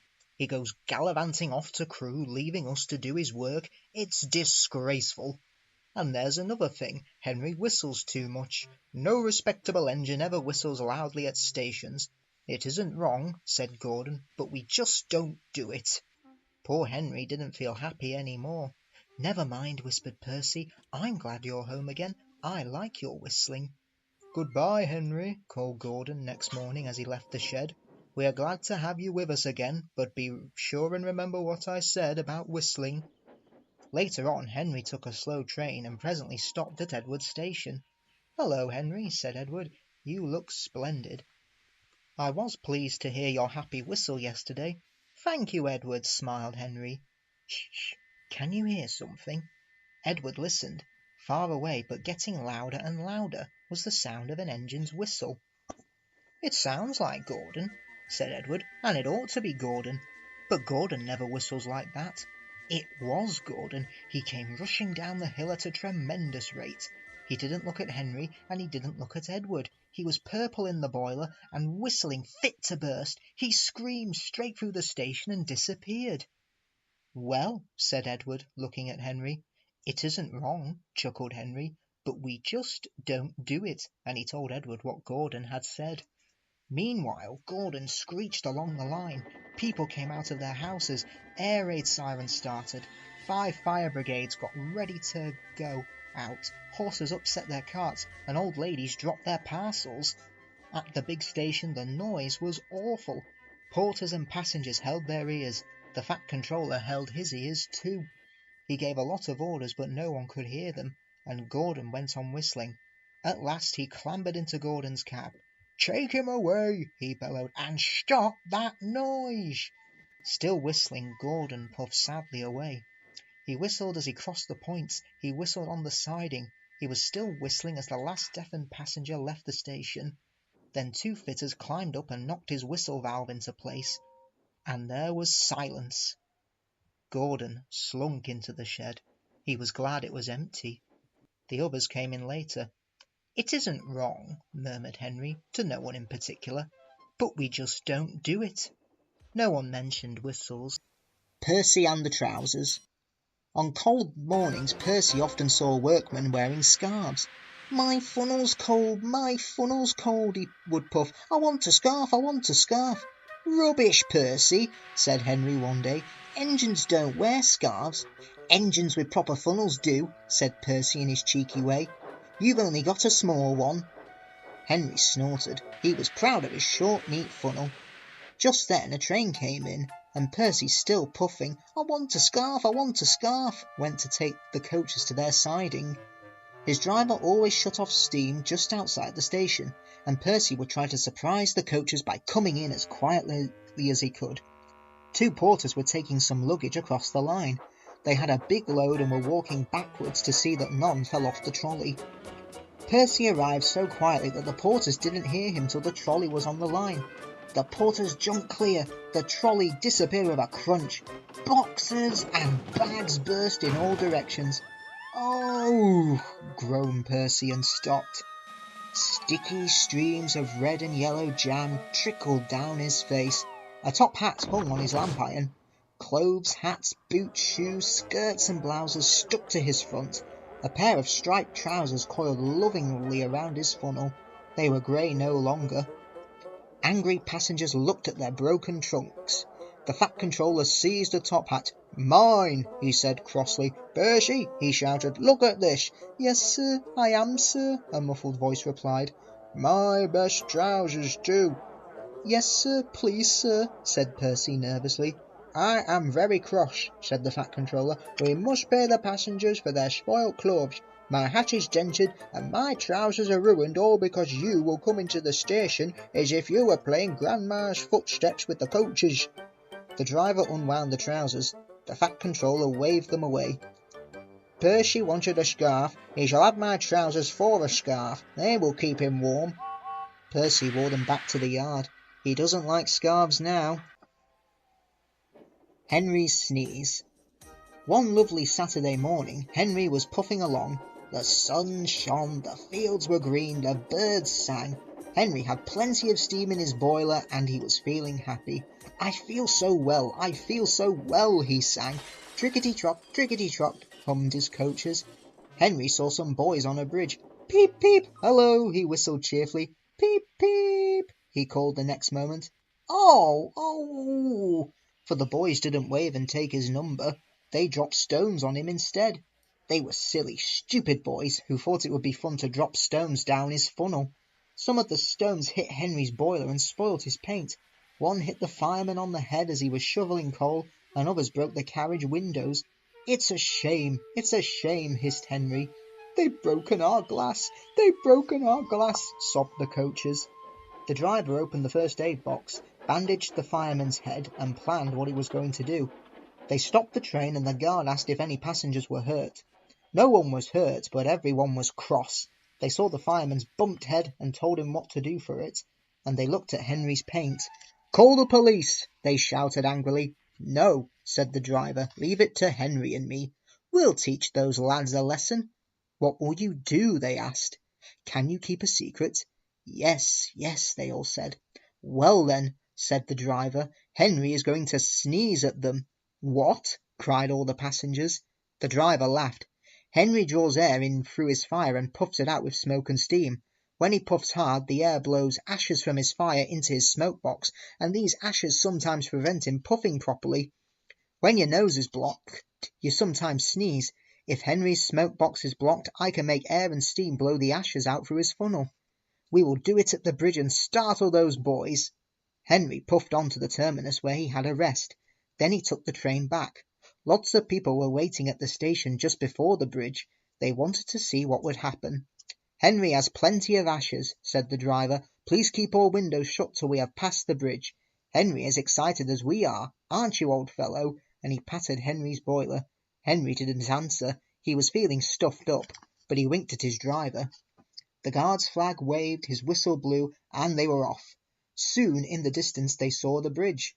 They were the boys there, and they all had stones. "Are you ready, Henry?" said his driver. "Sneeze hard when I tell you." "Now," he said, and turned the handle. "Shoo!"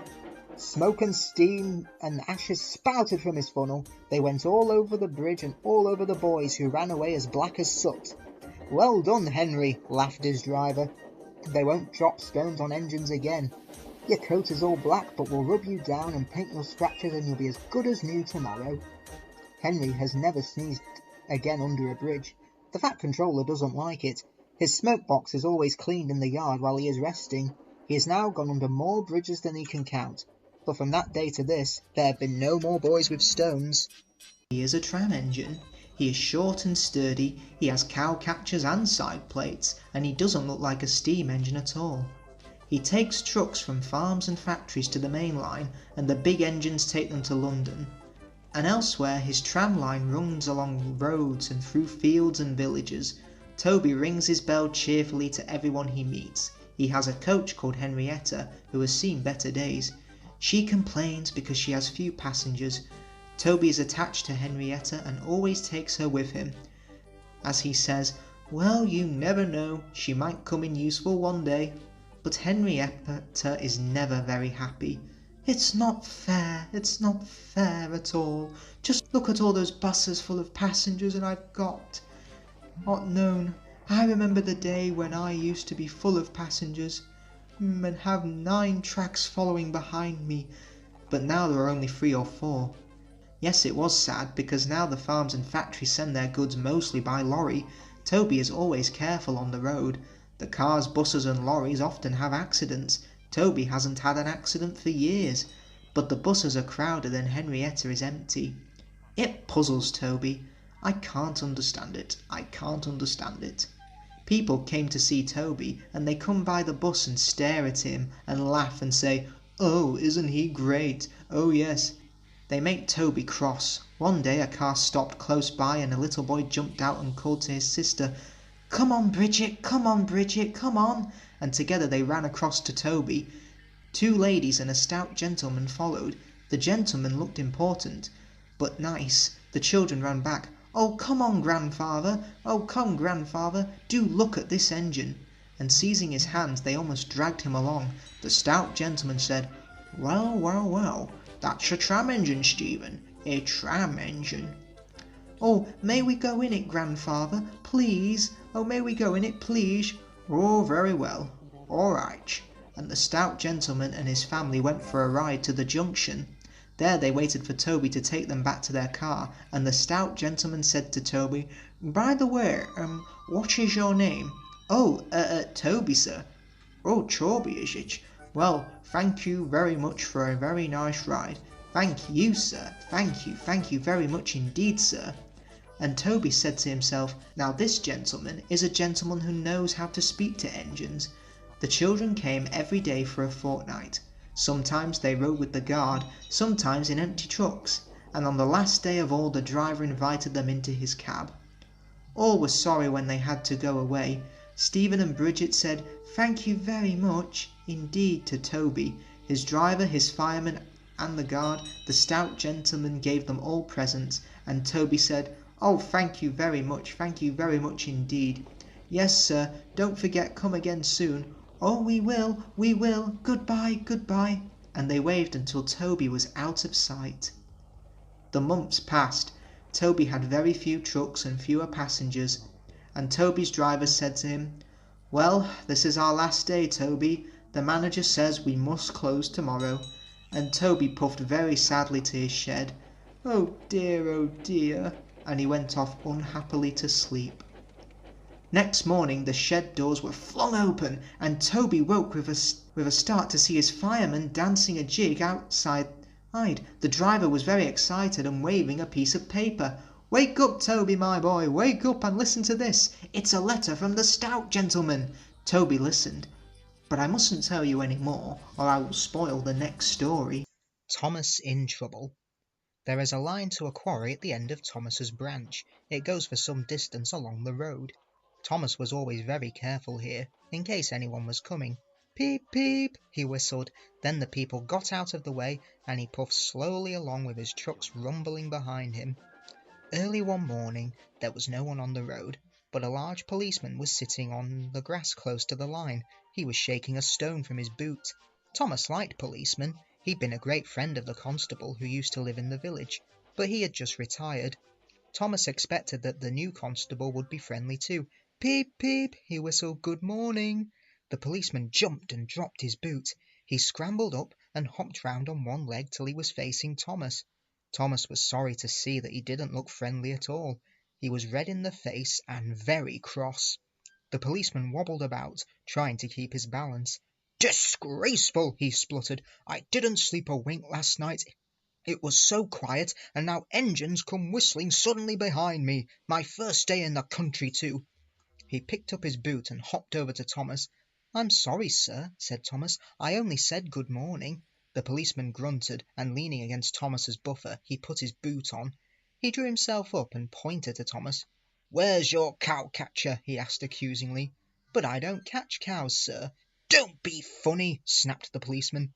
He looked at Thomas's wheels. No side plates either, and he wrote in his notebook, "Engines going on public roads must have their wheels covered and a cow-catcher in front. You haven't, so you are dangerous to the public." "Rubbish," said Thomas's driver. "We've been along here hundreds of times and never had an accident." "That makes it worse," the policeman answered. He wrote regular lawbreaker in his book. Thomas puffed sadly away. The fat controller was having breakfast. He was eating toast and marmalade. He had the newspaper open in front of him, and his wife had just given him some more coffee. The butler knocked and came in. "Excuse me, sir, you are wanted on the telephone." "Bother that telephone," said the fat controller. "I'm sorry, my dear," he said a few minutes later. "Thomas is in trouble with the police, and I must go at once." He gulped down his coffee and hurried from the room. At the junction, Thomas's driver told the fat controller what had happened. "Dangerous to the public, indeed. We'll see about that." And he climbed grimly into Annie the coach. The policeman was on the platform at the other end. The fat controller spoke to him at once, and a crowd collected to listen. Other policemen came to see what was happening, and the fat controller argued with them too. But it was no good. "The law is the law," they said, "and we can't change it." The fat controller felt exhausted. He mopped his face. "I'm sorry, driver," he said. "It's no use arguing with policemen. We'll have to make those cow-catcher things for Thomas, I suppose." "Everyone will laugh, sir," said Thomas sadly. "They'll say I look like a tram." The fat controller stared. Then he laughed. "Well done, Thomas. Why didn't I think of it before? We want a tram engine. When I was on my holiday I met a nice little engine called Toby. He hasn't enough work to do and needs a change. I'll write to his controller at once." A few days later Toby arrived. "That's a good engine," said the fat controller. "I see you've bought Henrietta." "You don't mind, do you, sir?" asked Toby anxiously. "The station master wanted to use her as a hen house, and that would never do." "No, indeed," said the fat controller gravely. "We couldn't allow that." Toby made the trucks behave even better than Thomas did. At first Thomas was jealous, but he was so pleased when Toby rang his bell and made the policeman jump that they have been firm friends ever since. Dirty objects. Toby and Henrietta take the workmen to the quarry every morning. At the junction they often meet James. Toby and Henrietta were shabby when they first came and needed new paint. James was very rude. "Ugh, what dirty objects," he would say. At last Toby lost patience. "James," he asked, "why are you red?" "I'm a splendid engine," answered James loftily. "Ready for anything. You never see my paint dirty." "Oh," said Toby innocently, "that's why you once needed bootlaces, to be ready, I suppose." James went redder than ever and snorted off. At the end of the line, James left his coaches and got ready for his next train. It was a slow goods, stopping at every station to pick up and set down trucks. James hated slow goods trains. "Dirty trucks from dirty sidings. Ugh," he grumbled. Starting with only a few, he picked up more and more trucks at each station till he had a long train. At first the trucks behaved well, but James bumped them so crossly that they were determined to pay him out. Presently, rumbling over the viaduct, they approached the top of Gordon's Hill. Heavy goods trains halt here to pin down their brakes. James had had an accident with trucks before and should have remembered this. "Wait, James, wait," said his driver, but James wouldn't wait. He was too busy thinking what he would say to Toby when they next met. Too late he saw where he was and tried to stop. "Hurrah, hurrah," laughed the trucks, and banging their buffers they pushed him down the hill. The guard tightened his brakes until they screamed. On, yelled the trucks. I've got to stop, groaned James, and setting his brakes he managed to check the trucks' mad rush, but they were still going much too fast to stop in time. Through the station they thundered and lurched into the yard. James shut his eyes. There was a bursting crash, and something sticky splashed all over him. He had run into 2 tar wagons, and was black from smoke box to cab. James was more dirty than hurt, but the tar wagons and some of the trucks were all to pieces. The breakdown train was in the yard, and they soon tidied up the mess. Toby and Percy were sent to help, and came as quickly as they could. "Look here, Percy," exclaimed Toby, "whatever is that dirty object?" "That's James, didn't you know?" "It's James's shape," said Toby thoughtfully, "but James is a splendid red engine, and you never see his paint dirty." James shut his eyes and pretended he hadn't heard. They cleared away the unhurt trucks and helped James home. The fat controller met them. "Well done, Percy and Toby," he said. He turned to James. "Fancy letting your trucks run away. I am surprised. You're not fit to be seen. You must be cleaned at once. Toby shall have a kosher paint. Chocolate and blue, I think." "Please, sir, can Henrietta have one too?" "Certainly, Toby," he smiled. "She shall have brown, like Annie and Clarabelle." "Oh, thank you, sir. She will be pleased." Toby ran home happily to tell her the news. Mrs. Kindly's Christmas. It was nearly Christmas. Annie and Clarabelle were packed full of people and parcels. Thomas was having very hard work. Come on, he puffed. "We're feeling so full," grumbled the coaches. Thomas looked at the hill ahead. Can I do it, he puffed anxiously. Suddenly he saw a handkerchief waving from a cottage window. He felt better at once. Yes, I can, he puffed bravely. He pulled his hardest and was soon through the tunnel and resting in the station. "That was Mrs. Kindly who waved to you, Thomas," his driver told him. "She has to stay in bed all day." "Poor lady," said Thomas. "I am sorry for her." Engines have heavy loads at Christmas time, but Thomas and Toby didn't mind the hard work when they saw Mrs. Kindly waving. But then it began to rain. It rained for days and days. Thomas didn't like it, nor did his driver. "Off we go, Thomas," he would say. "Pull hard and get home quickly. Mrs. Kindly won't wave today." But whether she waved or not, they always whistled when they passed the lovely little cottage. Its white walls stood out against the dark background of the hills. "Hello!" exclaimed Thomas's fireman one day. "Look at that!" The driver came across the cab. "Something's wrong there," he said. Hanging flapping and bedraggled from a window of the cottage was something that looked like a large red flag. "Mrs. Kindly needs help, I expect," said the driver, and put on the brakes. Thomas gently stopped. The guard came squelching through the rain up to Thomas's cab, and the driver pointed to the flag. "See if a doctor's on the train and ask him to go to the cottage, then walk back to the station and tell him we've stopped." The fireman went to see if the line was clear in front. 2 passengers left the train and climbed to the cottage. Then the fireman returned. "We'll back down to the station," said the driver, "so that Thomas can get a good start." "We shan't get up the hill," the fireman answered. "Come and see what's happened." They walked along the line round the bend. "Jiminy Christmas!" exclaimed the driver. "Go back to the train. I'm going to the cottage." He found the doctor with Mrs. Kindly. "Silly of me to faint," she said. "You saw the red dressing gown? You're all safe?" asked Mrs. Kindly. "Yes," smiled the driver. "I've come to thank you. There was a landslide in the cutting, doctor, and Mrs. Kindly saw it from her window and stopped us. She saved our lives." "God bless you, ma'am," said the driver, and tiptoed from the room. They cleared the line by Christmas Day, and the sun shone as a special train puffed up from the junction. First came Toby, then Thomas and Annie and Clarabel, and last of all, but very pleased at being allowed to come, was Henrietta. The Fat Controller was there, and lots of other people who wanted to say thank you to Mrs. Kindly. "Peep, peep, Happy Christmas!" whistled the engines as they reached the place. The people got out and climbed to the cottage. Thomas and Toby wished they could go too. Mrs. Kindly's husband met them at the door. The Fat Controller, Thomas's driver, fireman and guard went upstairs, while the others stood in the sunshine below the window. The driver gave her a new dressing gown to replace the one spoiled by the rain. The guard bought her some grapes, and the fireman gave her some woolly slippers and promised to bring some coal as a present from Thomas next time that they were passing. Mrs. Kindly was very pleased with all her presents. "Oh, you are very good to me," she said. "The passengers and I," said the Fat Controller, "hope you will accept these tickets for the South Coast, Mrs. Kindly, and get really well in the sunshine. We cannot thank you enough for preventing that accident. I hope we have not tired you out. Goodbye and a happy Christmas." Then going quietly downstairs, they joined the group outside the window and sang some carols before returning to the train. Mrs. Kindly is now at Bournemouth, getting better every day, and Thomas and Toby are looking forward to the time when they can welcome her home.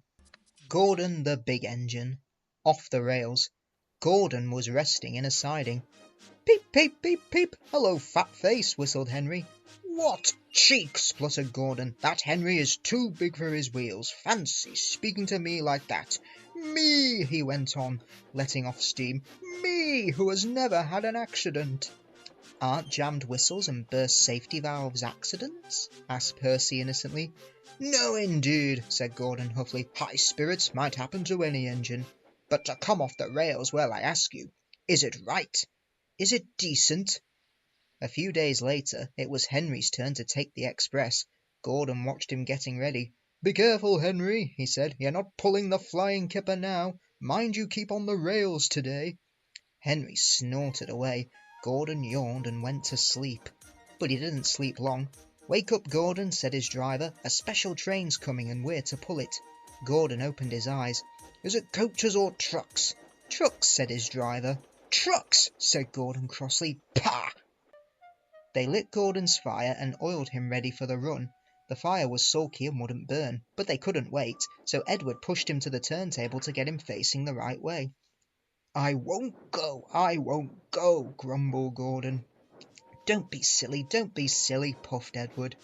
Gordon tried hard, but he couldn't stop himself being moved. At last he was on the turntable. Edward was uncoupled and backed away, and Gordon's driver and fireman jumped down to turn him round. The movement had shaken Gordon's fire. It was now burning nicely and making plenty of steam. Gordon was cross and didn't care what he did. He waited till the table was halfway round. I'll show them, he hissed, and moved slowly forward. He only meant to go a little way, just far enough to jam the table and stop it turning, as he had once done before. But he couldn't stop himself, and slithering down the embankment, he settled in a ditch. Ooh, shh, he hissed, as his wheels churned the mud. Get me out! Get me out! Not a hope, said his driver and fireman. You're stuck, you silly great engine. Don't you understand that? They telephoned the Fat Controller. So Gordon didn't want to take the special and ran into a ditch, he answered from his office. What's that you say? The special's waiting. Tell Edward to take it, please. And Gordon? Oh, leave him where he is. We haven't time to bother with him now. A family of toads croaked crossly at Gordon as he lay in the mud. On the other side of the ditch some little boys were chattering. Doesn't he look silly? They'll never get him out." They began to sing, "Silly old Gordon fell in a ditch, fell in a ditch, fell in a ditch. Silly old Gordon fell in a ditch, all on a Monday morning." The school bell rang, and still singing they chased down the road. "Chaw!" said Gordon, and blew away 3 tadpoles and an inquisitive newt. Gordon lay in the ditch all day. "Oh dear," he thought, "I shall never get out." But that evening they brought floodlights. Then with powerful jacks they lifted Gordon and made a road of sleepers under his wheels to keep him from the mud. Strong wire ropes were fastened to his back, and James and Henry, pulling hard, at last managed to bring him back to the rails. Late that night Gordon crawled home, a sadder and wiser engine. Leaves. 2 men were cleaning Gordon. "Mind my eyes," Gordon grumbled. "Oh, shut it, silly. Did ever you see so much mud, Bert? No, I never, Alf. You ought to be ashamed, Gordon, giving us extra work." The hosing and scrubbing stopped.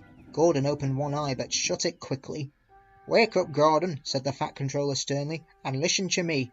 You will pull no more coaches till you are a really useful engine." So Gordon had to spend his time pulling trucks. Goods trains, he muttered. He felt his position deeply.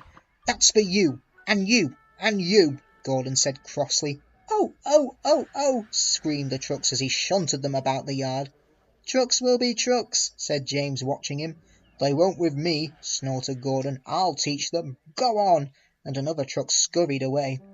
"They tried to push me down the hill this morning," Gordon explained.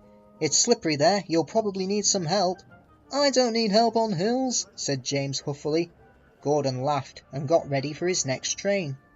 James went away to take the express. "Slippery hills indeed," he snorted. "I don't need help." Come on," he puffed. All in good time, grumbled the coaches.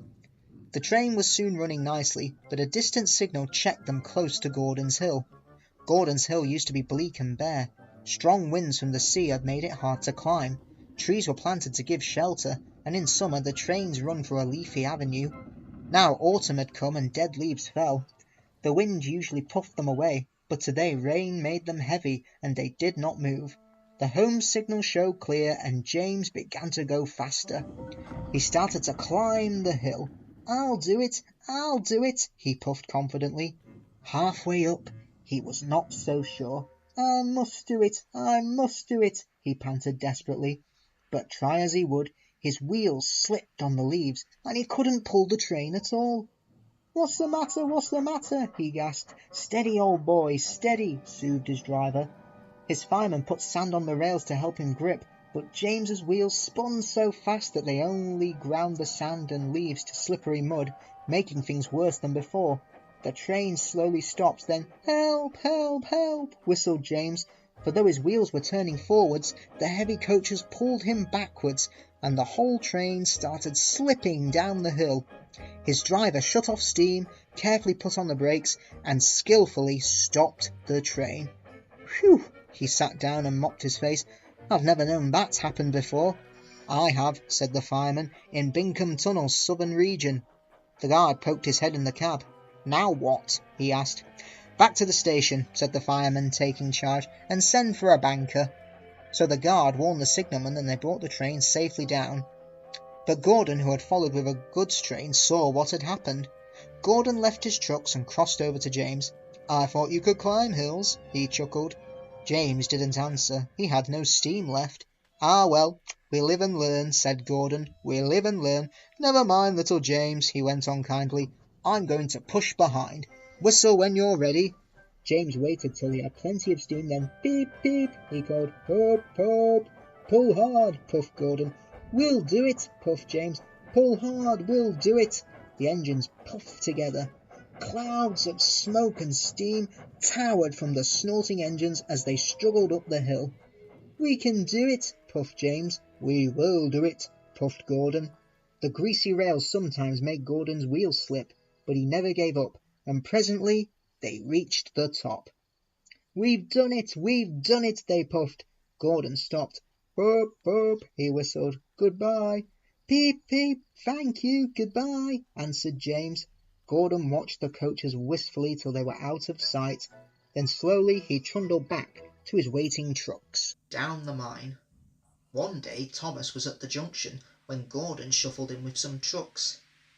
"Puff!" remarked Thomas. "What a funny smell! Can you smell a smell?" "I can't smell a smell," said Annie and Clarabel.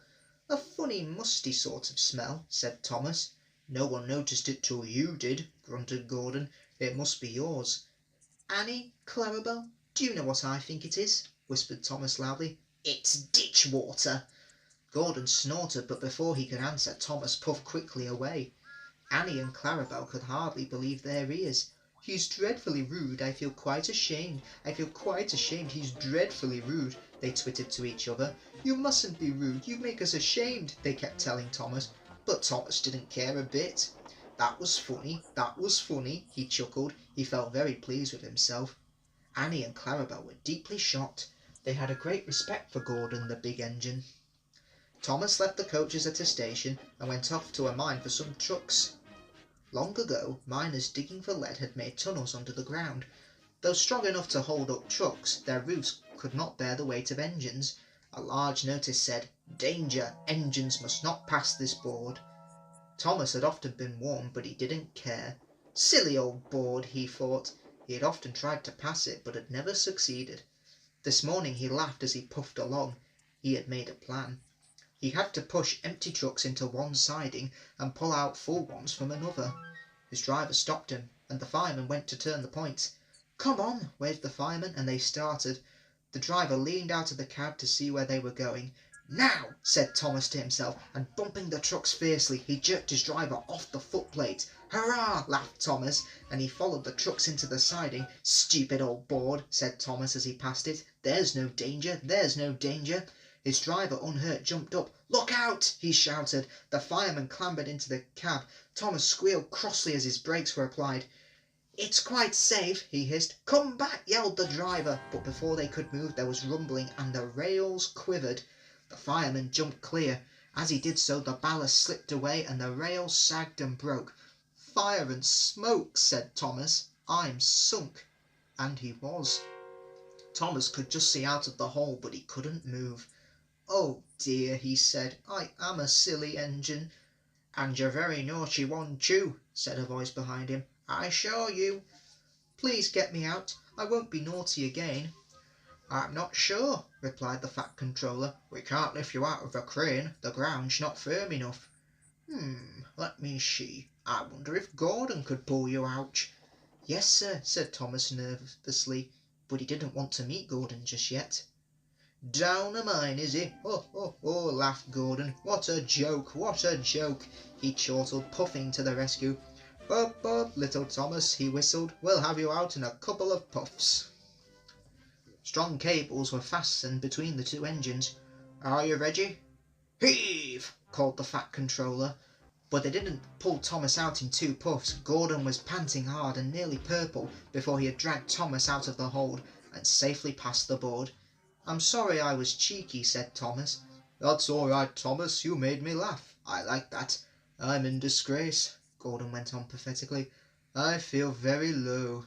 "I'm in disgrace too," said Thomas. "Why, so you are, Thomas. We're both in disgrace. Shall we form an alliance?" What was it? "An alliance, Thomas. United we stand, together we fall," said Gordon grandly. "You help me, and I help you. How about it?" "Right you are," said Thomas.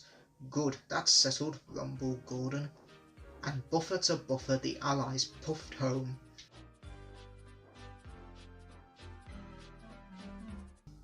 Paint pots and queens. The stations on the line were being painted. The engines were surprised. They asked the painters why the stations were being painted. All because the Queen is coming. So the engines in the shed were excited and wondered who could pull the royal train. Edward knew it wouldn't be him. "I'm too old to pull important trains." Gordon knew it wouldn't be him as well. "I'm in disgrace. The Fat Controller would never choose me." But James the Red Engine was confident.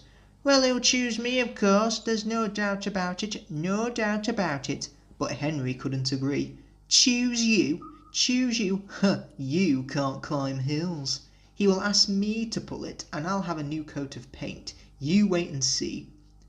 The days passed, and Henry puffed about proudly, quite sure that he would be the royal engine one day. When it rained, Henry's driver and fireman stretched a tarpaulin from their cab to the tender to keep themselves dry. Henry puffed into the big station. A painter was climbing a ladder above the line. Henry's smoke puffed upwards in a big cloud. It was thick and black. The painter choked and couldn't see. He missed his footing on the ladder, dropped his paint pot, and fell onto Henry's tarpaulin. The paint poured all over Henry's boiler and trickled down each side, and the paint pot perched on Henry's dome. The painter clambered down and shook his brush at Henry. "Ah, you spoiled my clean paint with your deadly smoke, and then you take the whole lot and make me go and fetch some more. Oh dear, oh dear, oh dear." The fat controller came pushing through the crowd. Dear me, you look like an ice cake, Henry. That won't do for the royal train. No, I'm afraid that I must make other arrangements first." And he walked over to the yard. Gordon and Thomas saw him coming, and both began to speak at once. "Oh, excuse me, sir, but I was thinking, now..." Now, one at a time, please, one at a time. Now, what is it, Gordon?" Well, sir, I just wanted to ask you if Thomas can have his branch line again." I see. And what do you want, Thomas?" "Oh, please, sir, and can Gordon pull coaches again?" I see. So that's it. Well, you've both been quite good lately, and you deserve a treat. So when the Queen comes, Edward will go in front to clear the line, Thomas will look after the coaches, and Gordon will pull the train. The great day came. Percy, Toby, Henry and James worked very hard bringing people to the town. Thomas sorted out all their coaches in the yard.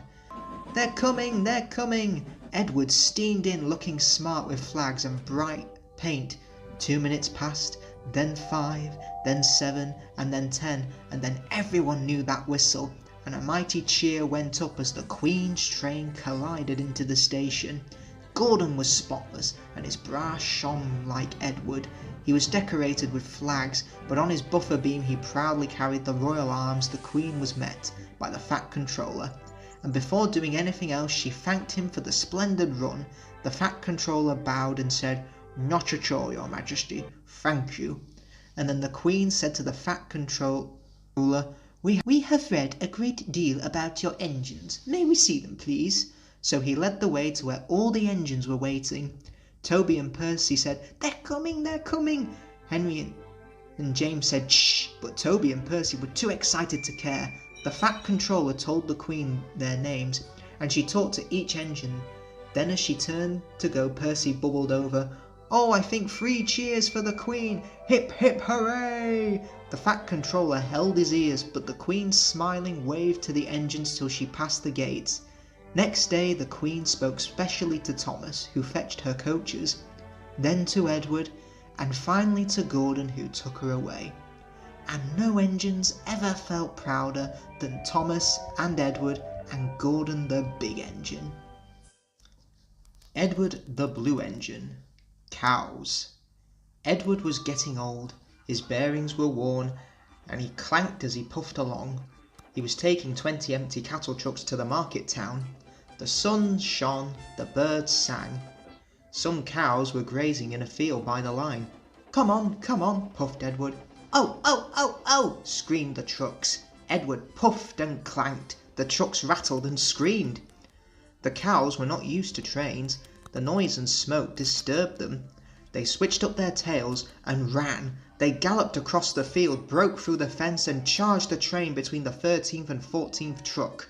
A coupling broke and the last 7 trucks left the rails. They were not damaged and stayed upright. They ran for a short way before stopping. Edward felt a jerk but didn't take much notice. He was used to trucks. Bother those trucks, he thought. Why can't they come quietly? He was at the next station before he or his driver realised what had happened. When Gordon and Henry heard about the accident, they laughed and laughed. Fancy allowing cows to break his train. They wouldn't dare do that to us. We'd show them. Edward pretended not to mind, but Toby was cross. You couldn't help it, Edward. They've never met cows. I have, and I know the trouble they are. Some days later, Gordon rushed through Edward's station. Boop, boop, he whistled. Mind the cows. Ha ha ha ha. Hurry, hurry, hurry, puffed Gordon. Don't make such a fuss, don't make such a fuss, grumbled his coachers. They rumbled over the viaduct, and all through the next station a long stretch of line lay ahead. In the distance was a bridge. It had high parapet. It seemed to Gordon that there was something on the bridge. His driver thought so too. Whoa, Gordon, he said, and shut off steam. Huh, said Gordon, it's only a cow. Show, show. He moved slowly onto the bridge, but the cow wouldn't shoo. She had lost her calf and felt lonely. Moo, she said sadly, walking towards Gordon. He was stopped. His driver, fireman, and some passengers tried to send her away, but she wouldn't go, so they gave it up. Presently Henry arrived with a train from the other direction. What's this? He said grandly. A cow? I'll soon settle her. Be off, he hissed. The cow turned and mooed. Henry backed away nervously. I don't want to hurt her, he said. Drivers, firemen, and passengers again tried to move the cow but failed. Henry's guard went back and put detonators on the line to protect his train at the nearest station. He told them about the cow. That must be Bluebell, said the porter thoughtfully. Her calf is here, ready to go to market. We'll take it along. So they unloaded the calf and took it to the bridge. Moo, wailed the calf.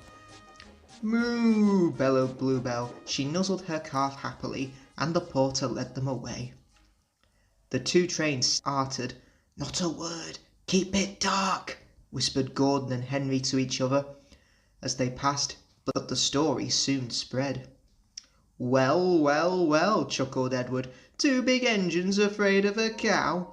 Afraid? Rubbish, said Gordon. We didn't want the poor thing to hurt ourselves by running up against her. We stopped so as not to excite her. You see what I mean, my dear Edward? Yes, Gordon, said Edward. Gordon somehow, for Edward saw only too well. Bertie's chase. Peep, peep, we're late, fussed Edward. Peep, peep, peep, peep, where is Thomas? He doesn't usually make us wait. Oh dear, what can the matter be? Sang the fireman. Johnny's so long at...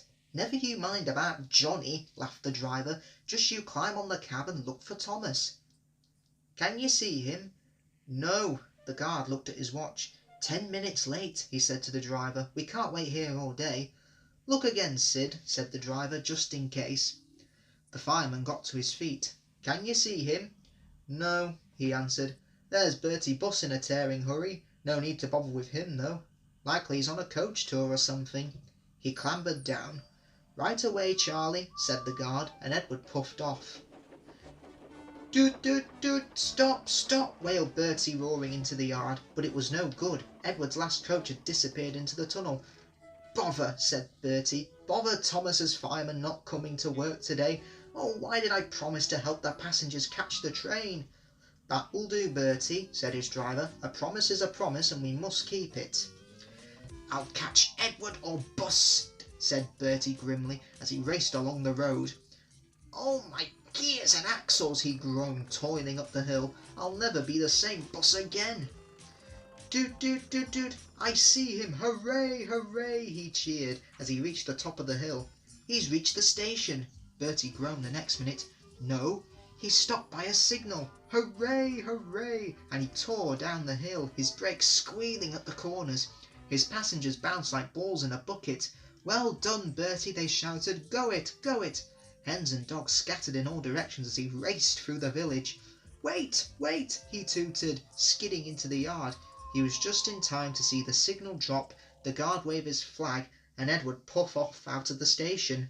His passengers rushed to the platform, but it was no good, and they came bustling back. I'm sorry, said Bertie unhappily. Never mind, Bertie, they said. After him quickly, third time lucky, you know. Do you think we'll catch him at the next station, driver?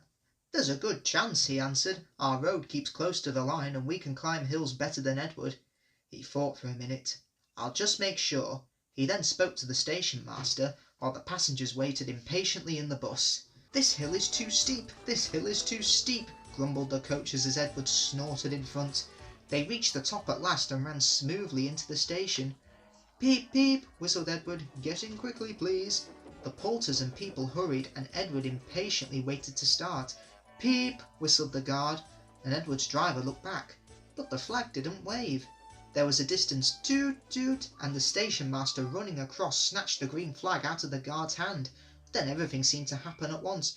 "Toot toot," bellowed Bertie. His passengers poured onto the platform and scrambled into the station. The station master told the guard and driver what had happened, and Edward listened. "I'm sorry about the chase, Bertie," he said. "My fault," panted Bertie. "Late at junction. You didn't know about Thomas's passengers." "Peep, peep, goodbye, Bertie, we're off," whistled Edward. "Three cheers for Bertie," called the passengers. They cheered and waved until they were out of sight. Edward the Blue Engine, saved from scrap. There is a scrapyard near Edward Station. It is full of rusty old cars and machinery. They are brought there to be broken up. The pieces are loaded into trucks, and Edward pulls them to the steelworks where they are melted down and used again. One day Edward saw a traction engine in the yard. "Hello," he said, "you're not broken and rusty. What are you doing there?" "I'm Trevor," said the traction engine sadly. "They are going to break me up next week." "What a shame," said Edward. "My driver says I only need some paint, brasso and oil to be as good as new," Trevor went on sadly. "But it's no good. My master doesn't want me. I suppose it's because I'm old-fashioned." Edward snorted indignantly. "People say I'm old-fashioned, but I don't care. The Fat Controller says I'm a useful engine." "My driver says I'm useful too," replied Trevor.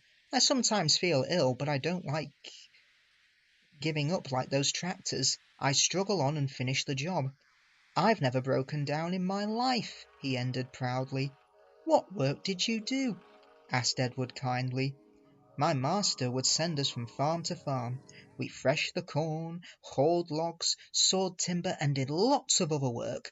We made friends at all the farms, and saw them every year. The children loved to see us come. They followed us in crowds and watched us all day long. My driver would sometimes give them rides." Trevor shut his eyes, remembering. "I like children," he said simply. "Oh, yes, I like children." "Broken up, what a shame! Broken up, what a shame! Broken up, what a shame!" clanked Edward as he went back to work. "I must help Trevor, I must." He thought of the people he knew who liked engines. Edward had lots of friends, but strangely none of them had room for a traction engine at home. "It's a shame, it's a shame," he hissed, as he brought his coaches to the station. Then, "Peep, peep," he whistled. "Why didn't I think of him before?" Waiting there on the platform was the very person. "Morning, Charlie, morning, Sid." "Hello, Edward, you look upset. What's the matter, Charlie?" he asked the driver. "There's a traction engine in the scrapyard, Vicar. He'll be broken up next week, and it's a shame. Jem Cole says he's never drove a better engine. Do save him, sir. You've got room, sir." "Yes, Edward, I've got room," laughed the vicar, "but I don't need a traction engine. He'll saw wood and give children rides. Do buy him, sir, please." "We'll see," said the vicar, and climbed into the train. Jem Cole came on Saturday afternoon. "The Reverend's coming to see you, Trevor. Maybe he'll buy you." "Do you think he will?" asked Trevor hopefully. "He will when I've lit your fire and cleaned you up," said Jem. When the vicar and his two boys arrived in the evening, Trevor was blowing off steam. He hadn't felt so happy for months. "Watch this, Reverend," called Jem, and Trevor chuffed happily about the yard. "Oh, father, do buy him," pleaded the boys, jumping up and down in their excitement.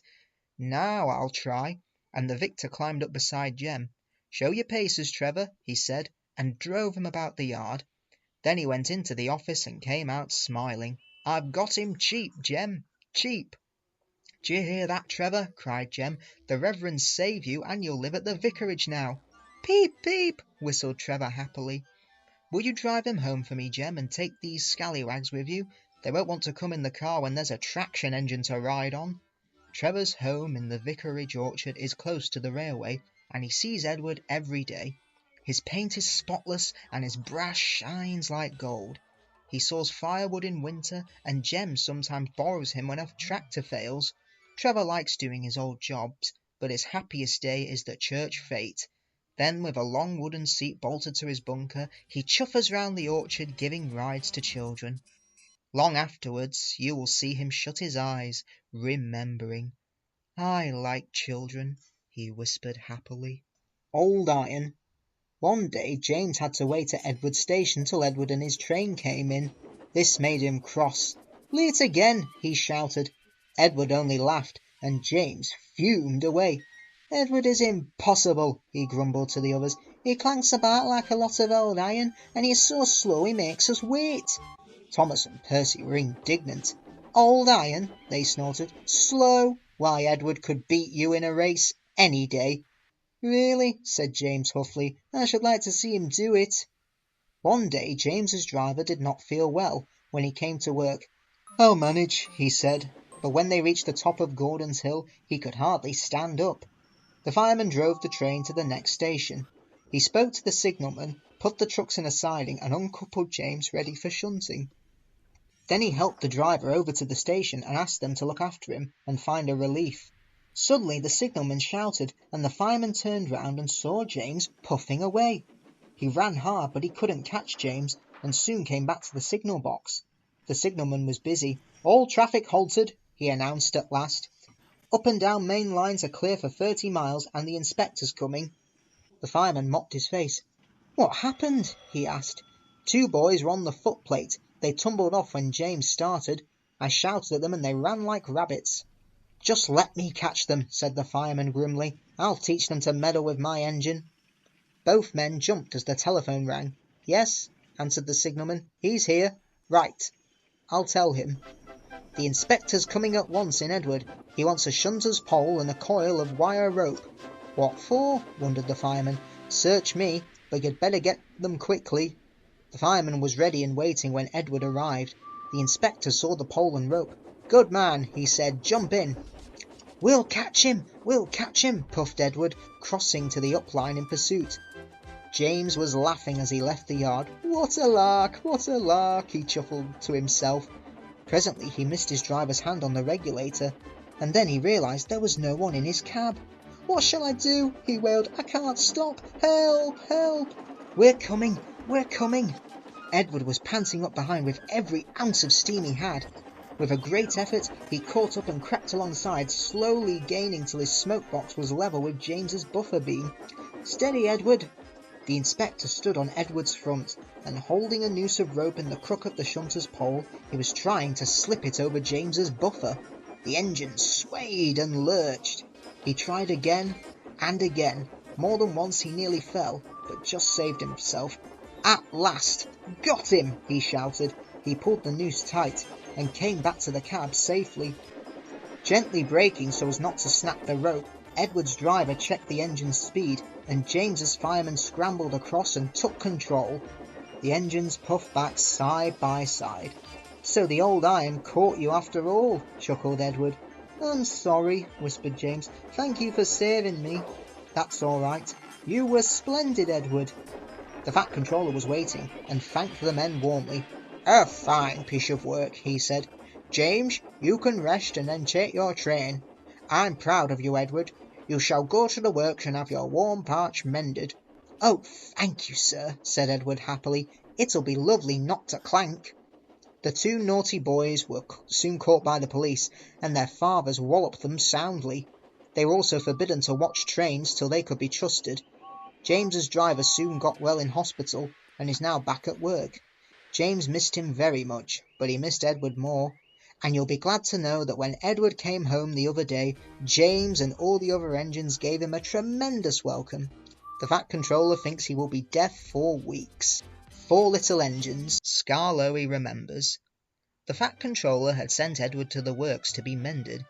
Near the workstation, Edward noticed a narrow-gauge engine standing in an open-sided shed.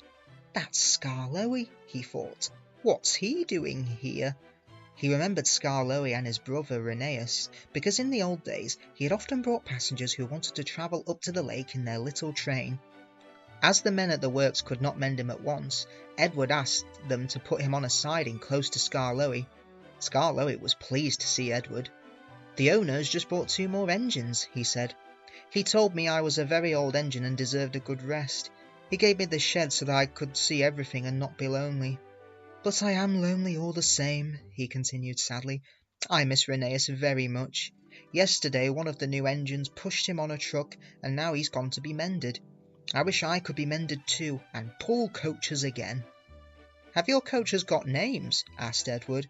"Oh yes, there's Agnes, Ruth, Jemima, Lucy and Beatrice. Agnes is proud. She has cushions for first-class passengers. She pities Ruth, Jemima and Lucy, who are third class with bare boards. But they all 4 sniff at Beatrice. Beatrice often smells of fish and cheese, but she is most important," said Skarloey earnestly.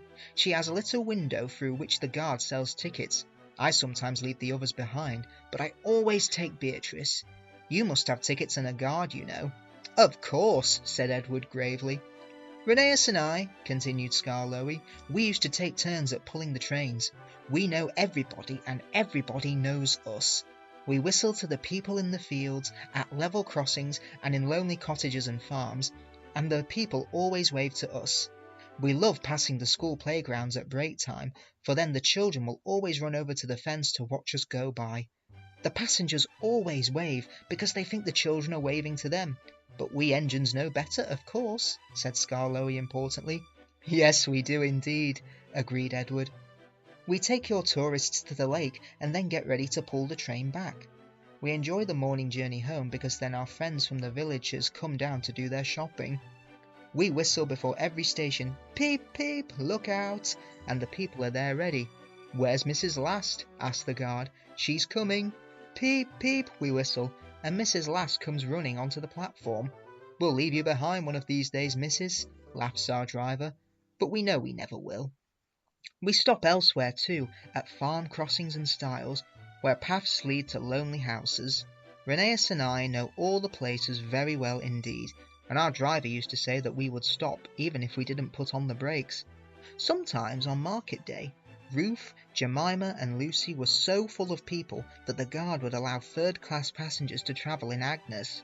She didn't like that at all, and would rumble, 'First class coach, third class people.'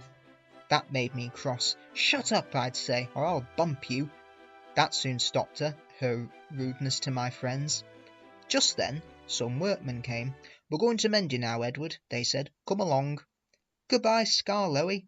Thank you for telling me about your railway. It's a lovely little line.' 'Oh, it is, it is. Thank you for talking to me, Edward. You've cheered me up. Goodbye.'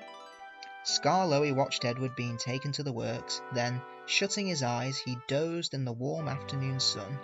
He smiled as he dozed, for he was dreaming, as old engines will, of happy days in the past. Sir Handel. The new engines looked very smart. One was called Sir Handel, and the other Peter Sam. 'What a small shed,' grumbled Sir Handel. 'This won't do at all.' 'I think it's nice,' said Peter Sam. 'Huh,' grunted Sir Handel. 'What's that rubbish?' 'Shh,' said Peter Sam. 'That's Skarloey, the famous old engine.' 'I'm sorry, Skarloey,' he whispered. 'Sir Handel's upset now, but he's quite nice, really.' Skarloey felt sorry for Peter Sam. 'Now, Sir Handel,' said the fireman next morning, 'we're going to get you ready for work.' 'I'm tired,' he yawned. 'Let Peter Sam go. He'd love it.' 'No,' said the fireman. 'Orders are orders. You're first.' 'Oh, well,' said Sir Handel sulkily, 'I suppose I must.' When his driver arrived, Sir Handel puffed away to fetch the coaches. 'Whatever next?' he snorted. 'Those aren't coaches, they're cattle trucks.' 'Ooh!' screamed Agnes, Ruth, Lucy, Jemima and Beatrice. 'What a horrid engine!' 'It's not what I'm used to,' clanked Sir Handel rebelliously, making for the station. He rolled to the platform just as Gordon arrived. 'Hullo,' he said. 'Who are you?' 'I'm Gordon. Who are you?' 'I'm Sir Handel. Yes, I've heard of you. You're an express engine, I believe.' 'So am I, but I'm used to smart coaches, not these cattle trucks.' 'Do you have smart coaches?' 'Oh, yes, I see you do. We must have a chat sometime. Sorry, I can't stop. We must keep time, you know.' And he puffed, leaving Gordon at a loss for words. 'Come along, he puffed. cattle trucks, grumbled the coachers. We'll pay him out. We'll pay him out. Presently they stopped at a station. The line curved here and began to climb.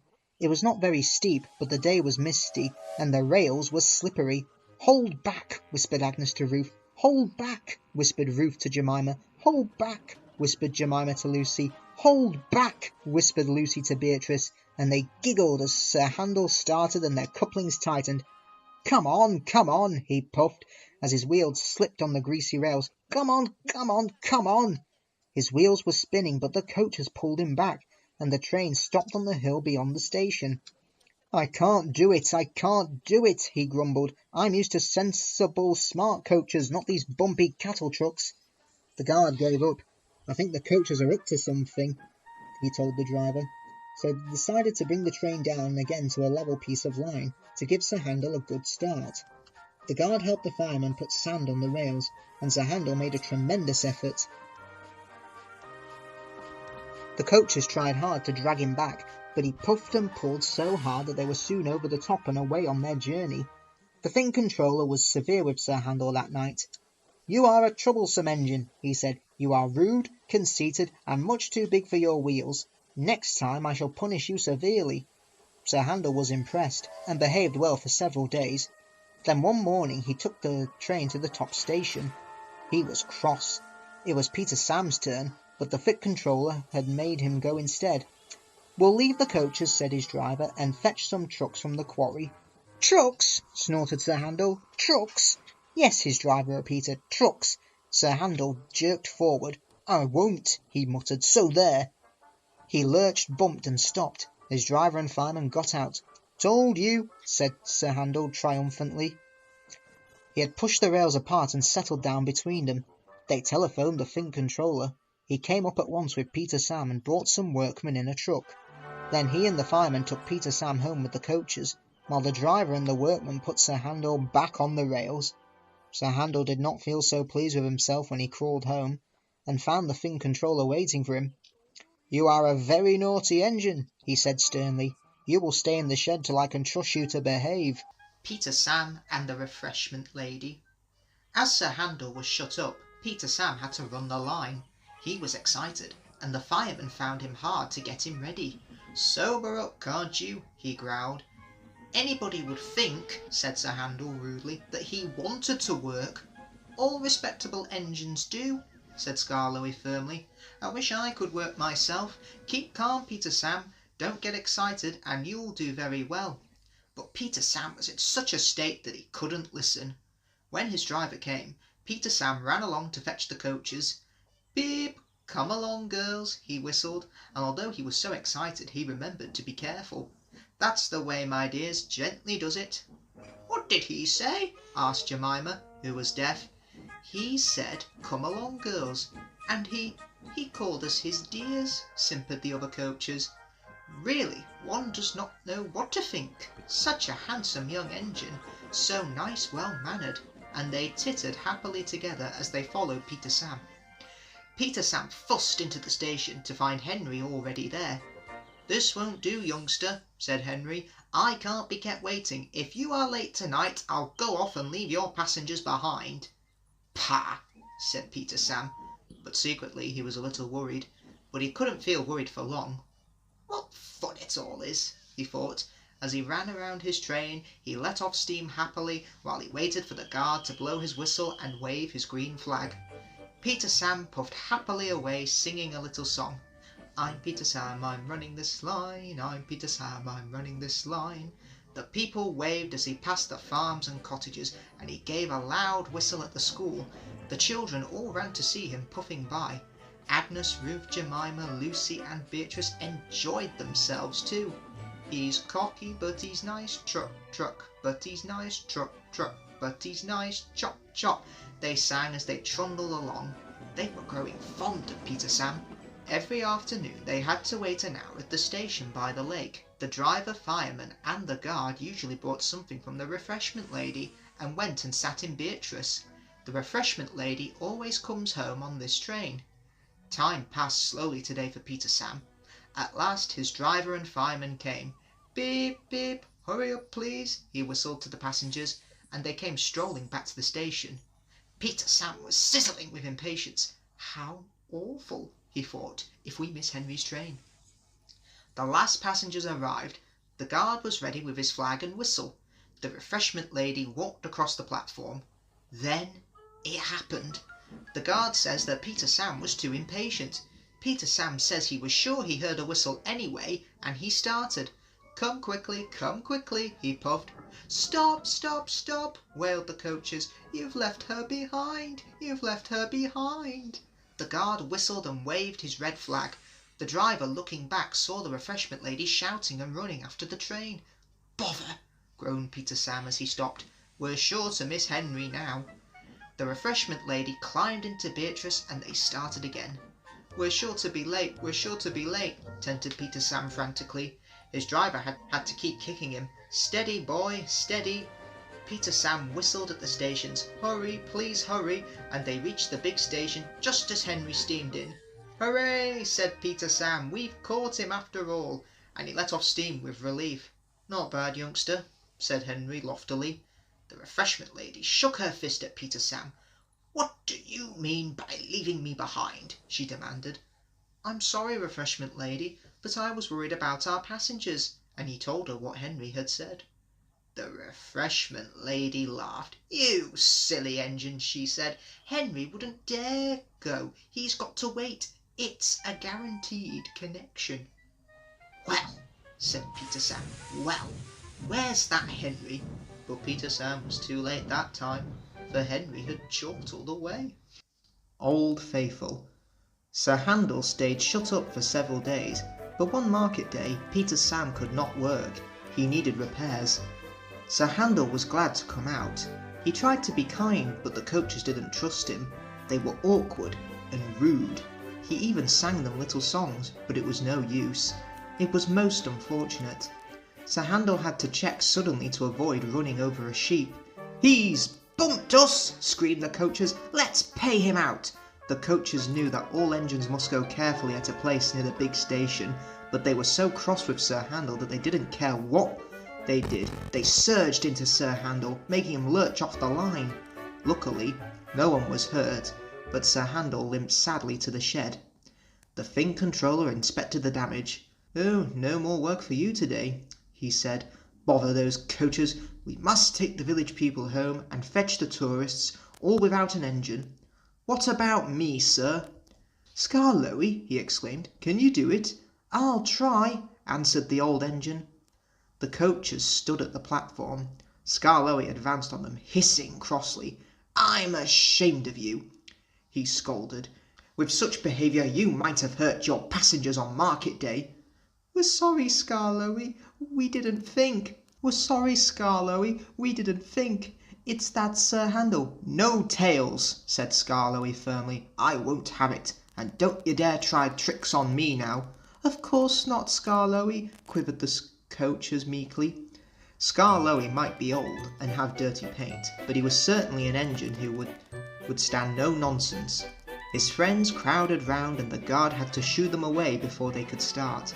Skarloey felt happy. He remembered all the gates and stiles where he had to stop and whistle to his friends.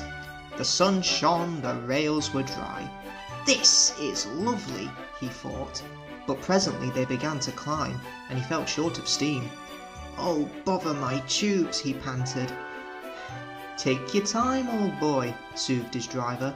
I'll manage, he wheezed, and pausing for breath of the stations, he gallantly struggled along after a rest of the top station. Skarloey was ready to start. It'll be better downhill, he thought. The coaches ran nicely, but he soon began to feel tired again. His springs were weak and the rail joints jarred his wheels. Then with a crack, a front spring broke, and he stopped. I feel all crooked, he complained. That's torn it, said his driver. We all need a bus now for our passengers. No, pleaded Skarloey. I'd be ashamed of a bus to take my passengers. I'll get them home or burst, he promised bravely. The Thing Controller looked at his watch and paced the platform. James and his train waited impatiently till they heard a hoarse peep, peep. Then groaning, clanging and clanking, Skarloey crept into sight. He was tilted to one side and making fearful noises, but he plodded bravely on. "I'll do it! I'll do it!" he gasped between the clanks and groans. "I've done it!" he sighed thankfully as the train stopped, where James was waiting. James said nothing. He waited for his passengers and then respectfully puffed away. "You were right, sir," said Skarloey to the owner that evening. "Old engines can't pull trains like the young ones can." The owner smiled. "They can if they're mended, Old Faithful," he said, "and that's what's going to happen to you. You deserve it." "Oh, sir," said Skarloey happily. Sir Handel is longing for Skarloey to come back. He thinks Skarloey is the best engine in the world. He does his fair share of the work now, and the coaches never play tricks on him, because he always manages them in Skarloey's way. Percy the Small Engine. Percy and the Signal. Percy is a little green tank engine who works in the yard at the big station. He's a funny little engine and loves playing jokes. These jokes sometimes get him into trouble. "Pip, pip, pip," he whistled one morning. "Hurry up, Gordon, the train's ready." Gordon thought he was late and came puffing out. "Ha ha ha," laughed Percy, and showed him a train of dirty coal trucks. Gordon didn't go back to the shed. He stayed on a siding thinking how to pay Percy out. "Stay in the shed today," Percy squeaked to James. "The Fat Controller will come and see you." James was a conceited engine. He thought, "the Fat Controller knows I'm a fine engine, ready for anything. It wants me to pull a special train." James stayed where he was, and nothing his driver and fireman could do would make him move. But the Fat Controller never came, and the other engines grumbled dreadfully. They had to do James's work as well as their own. At last an inspector came. "Show a wheel, James," he said crossly. "You can't stay here all day." "The Fat Controller told me to stay here," answered James sulkily. "He sent a message this morning." "He did not," retorted the inspector. "How could he? He's away for a week." "Oh," said James. "Oh!" and he came quickly out of the shed. "Where's Percy?" Percy had wisely disappeared. When the Fat Controller came back he did see James, and Percy too. Both engines wished he hadn't. James and Gordon wanted to pay Percy out, but Percy kept out of their way. One morning, however, he was so excited that he forgot to be careful. "I say, you engines," he bubbled, "I'm to take some trucks to Thomas's Junction. The Fat Controller chose me specially. He must know I'm a really useful engine." "More likely he wants you out of the way," grunted James, but Gordon gave James a wink. "Ah, yes," said James, "just so. You were saying, Gordon?" "James and I were just speaking about signals at the junction. We can't be too careful about signals, but then I needn't to say that to a really useful engine like you, Percy." Percy felt flattered. "Of course not," he said. "We had spoken of backing signals," put in James. "They need extra special care, you know. Would you like me to explain?" "No, thank you, James," said Percy airily. "I know all about signals," and he bustled off importantly. James and Gordon solemnly exchanged winks. Percy was a little worried as he set out. "I wonder what backing signals are," he thought. "Never mind, I'll manage. I know all about signals." He puffed crossly to his trucks and felt better. He saw a signal just outside the station. "Bother," he said, "it's at danger." "Oh, oh, oh!" screamed the trucks as they bumped into each other. Presently the signal moved to show "line clear." Its arm moved up instead of down. Percy had never seen that sort of signal before. He was surprised. Down means go, he thought, and up means stop. So upper still must mean go back. I know, it's one of those backing signals. How clever of me to find that out. "Come on, Percy," said his driver. "Off we go." But Percy wouldn't go forward, and his driver had to let him back in order to start at all. "I am clever," thought Percy. "Even my driver doesn't know about backing signals," and he started so suddenly that the truck screamed again. "Whoa, Percy," called his driver. "Stop, you're going the wrong way." "But it's a backing signal," Percy protested, and told him about Gordon and James. The driver laughed and explained about signals that point up. "Oh dear," said Percy, Let's start quickly before they come and see us. But it was too late. Gordon swept by with the express and saw everything. The engines talked about signals that night. They thought the subject was funny. They laughed a lot. Percy thought they were being very silly. Duck takes charge. Do you know what? Asked Percy. What? Grunted Gordon. Do you know what? Silly, said Gordon crossly. Of course I don't know what. If you don't tell me what is. The Fat Controller says that the work in the yard is too heavy for me. He's getting a bigger engine to help me. Rubbish, put in James. Any engine could do it, he went on grandly. If you worked more and chattered less, this yard would be a sweeter, a better, and a happier place. Percy went off to fetch some coaches. That stupid old signal, he thought. No one listens to me now. They think I'm a silly little engine and order me about. I'll show them.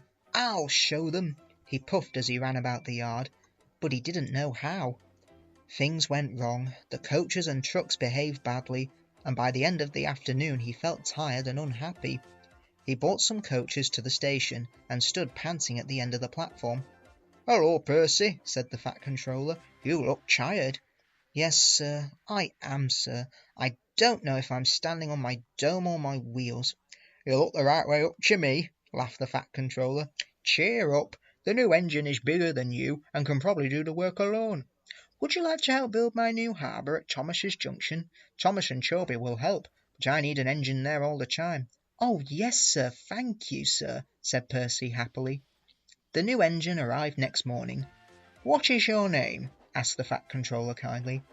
"Montague, sir, but I'm usually called Duck. They say I waddle. I don't really, sir, but I like Duck better than Montague." "Good," said the Fat Controller. "Duck it shall be. Here, Percy, come and show Duck round." The two engines went off together. At first the trucks played tricks, but soon found that playing tricks on Duck was a mistake. The coaches behaved well, though James, Gordon and Henry did not. They watched Duck quietly doing his work. "He seems a simple sort of engine," they whispered. "We'll have some fun." "Quack! Quack!" they wheezed as they passed him. Percy was cross, but Duck took no notice. "They'll get tired of it soon," he said. Presently the three engines began to order Duck about. Duck stopped. "Do they tell you to do things, Percy?" he asked. "Yes, they do," answered Percy sadly. "Right," said Duck. "We'll soon stop that nonsense." He whispered something. "We'll do it tonight." The Fat Controller had a good day. There had been no grumbling passengers. All the trains had run on time, and Duck had worked well in the yard. The Fat Controller was looking forward to hot buttered toast for tea at home. He had just left the office when he heard an extraordinary noise. "Bother!" he said, and hurried to the yard. Henry, Gordon and James were wheeshing and snorting furiously, while Duck and Percy calmly sat on the points outside the shed, refusing to let the engines in. "Stop that noise!" he bellowed. "Now, Gordon." "They won't let us in," hissed the big engine crossly. "Duck, explain this behaviour." "Beg pardon, sir, but I'm a Great Western engine. We Great Western engines do our work without fuss, but we are not ordered about by other engines. You, sir, are our controller. We will of course move if you order us, but, begging your pardon, sir, Percy and I would be glad if you would inform these, engines that we only take orders from you." The three big engines hissed angrily. "Silence!" snapped the Fat Controller. "Percy and Duck, I am pleased with your work today, but not with your behaviour tonight. You have caused a disturbance." Gordon, Henry and James sniggered. They stopped suddenly when the Fat Controller turned on them. "As for you," he thundered, "you've been worse. You've made the disturbance. Duck is quite right. This is my railway, and I give the orders." When Percy went away, Duck was left to manage alone. He did so easily. Percy and Harold. Percy had worked hard at the harbour. Toby helped, but sometimes the loads of stone were too heavy, and Percy had to fetch them for himself. Then he would push the trucks along the quay to where the workmen needed the stone for their building. An airfield was close by, and Percy heard the aeroplanes zooming overhead all day. The noisiest of all was a helicopter, which hovered buzzing like an angry bee. "Stupid thing," said Percy. "Why can't it go and buzz somewhere else?" One day Percy stopped near the airfield. The helicopter was standing quite close. "Hello," said Percy. "Who are you?" "I'm Harold. Who are you?" "I'm Percy. What whirly great arms you've got!" "They're nice arms," said Harold, offended. "I can hover like a bird. Don't you wish you could hover?" "Certainly not. I like my rails, thank you." "I think railways are slow," said Harold in a bored voice. "They're not much use and quite out of date." He whirled his arms and buzzed away. Percy found Toby at the top station arranging trucks. "I say, Toby," he burst out, "that Harold, that stuck-up whirlybird thing, thinks I'm slow and out of date. Just let him wait. I'll show him." He collected his trucks and started off, still fuming. Soon above the clatter of the trucks they heard a familiar buzzing. "Percy," whispered his driver, "there's Harold. He's not far ahead. Let's race him." "Yes, let's," said Percy excitedly, and quickly gathering speed he shot off down the line. The guard's wife had given him a flask of tea for elevenses.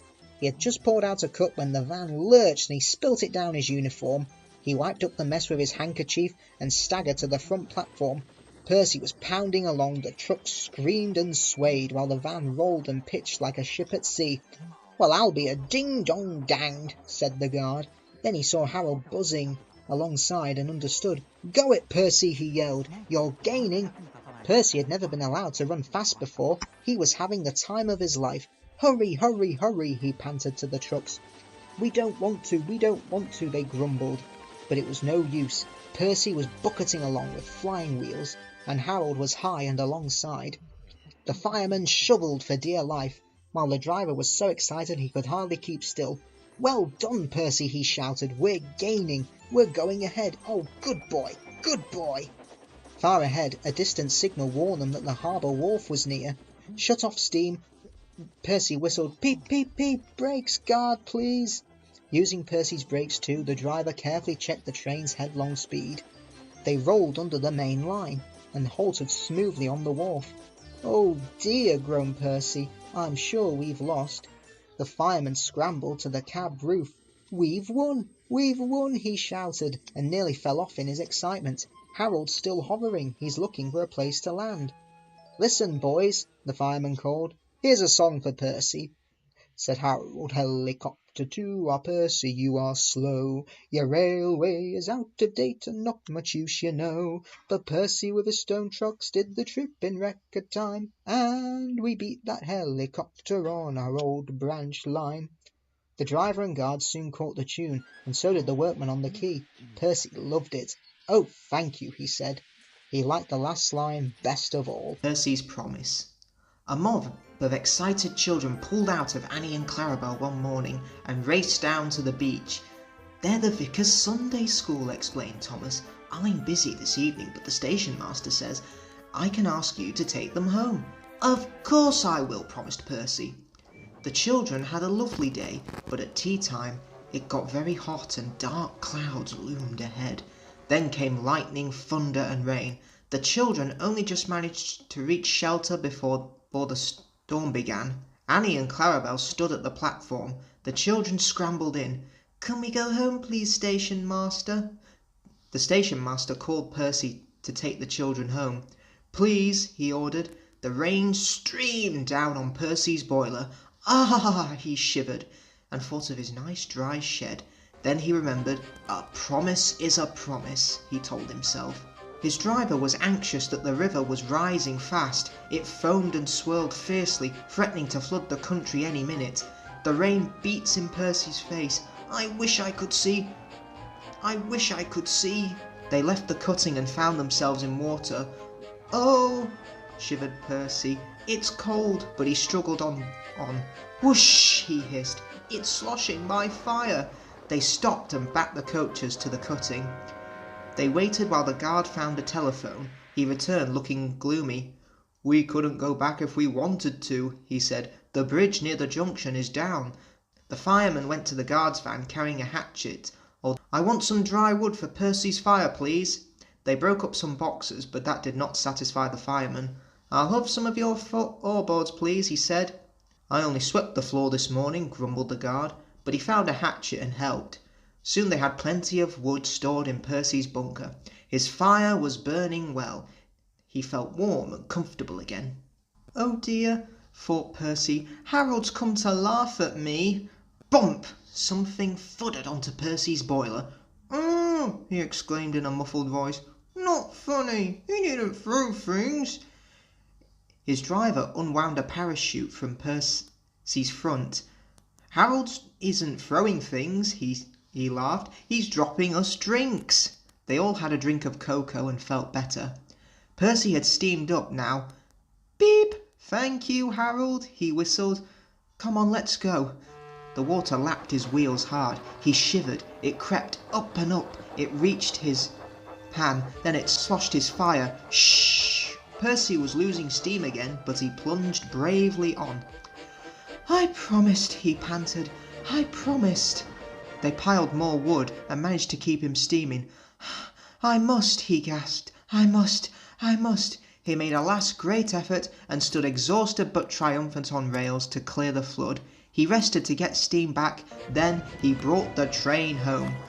"3 cheers for Percy," called the vicar, and the children nearly raised the roof. The fat controller arrived in Harold.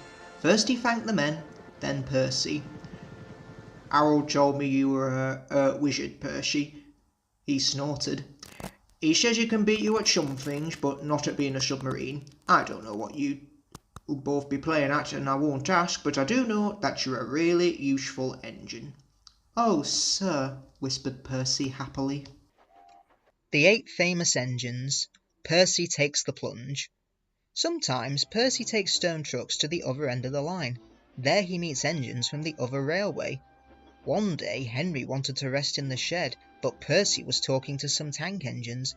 It was raining hard. Water swirled under my boiler. I couldn't see where I was going, but I struggled on. "Oh, Percy, you are brave." "Well," said Percy modestly, "it wasn't anything really. Water's nothing to an engine with determination." "Tell us more, Percy," said the engines. "What are you engines doing here?" hissed Henry. "This shed is for the Fat Controller's engines. Go away."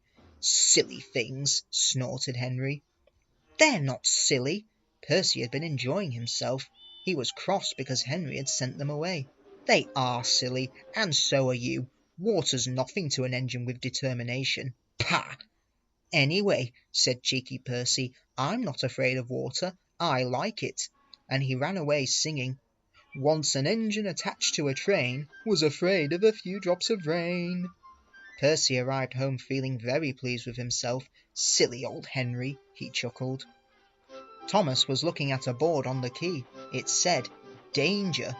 "We mustn't go past it," he said. "That's orders." "Why?"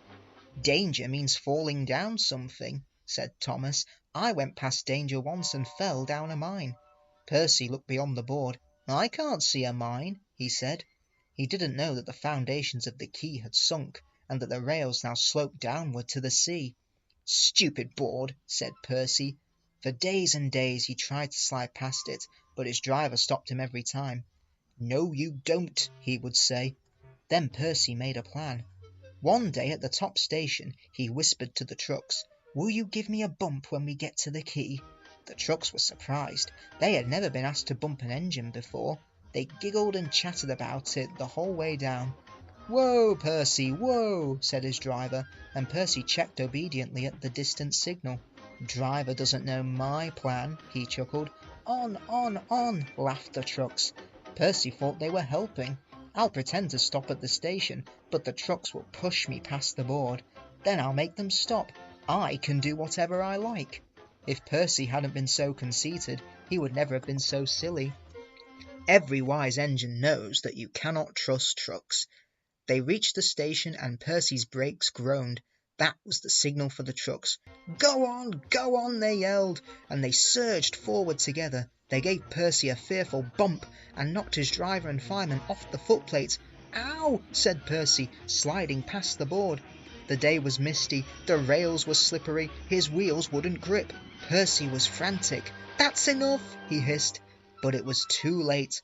Once on the slope he tobogganed helplessly down, crashing through the buffers, and slithered into the sea. "You are a very disobedient engine." Percy knew that voice. He groaned. The foreman borrowed a small boat and rowed the Fat Controller round. "Please, sir, get me out, sir. I'm truly sorry, sir." "No, Percy, we can't do that till high tide. I hope it will teach you to obey orders."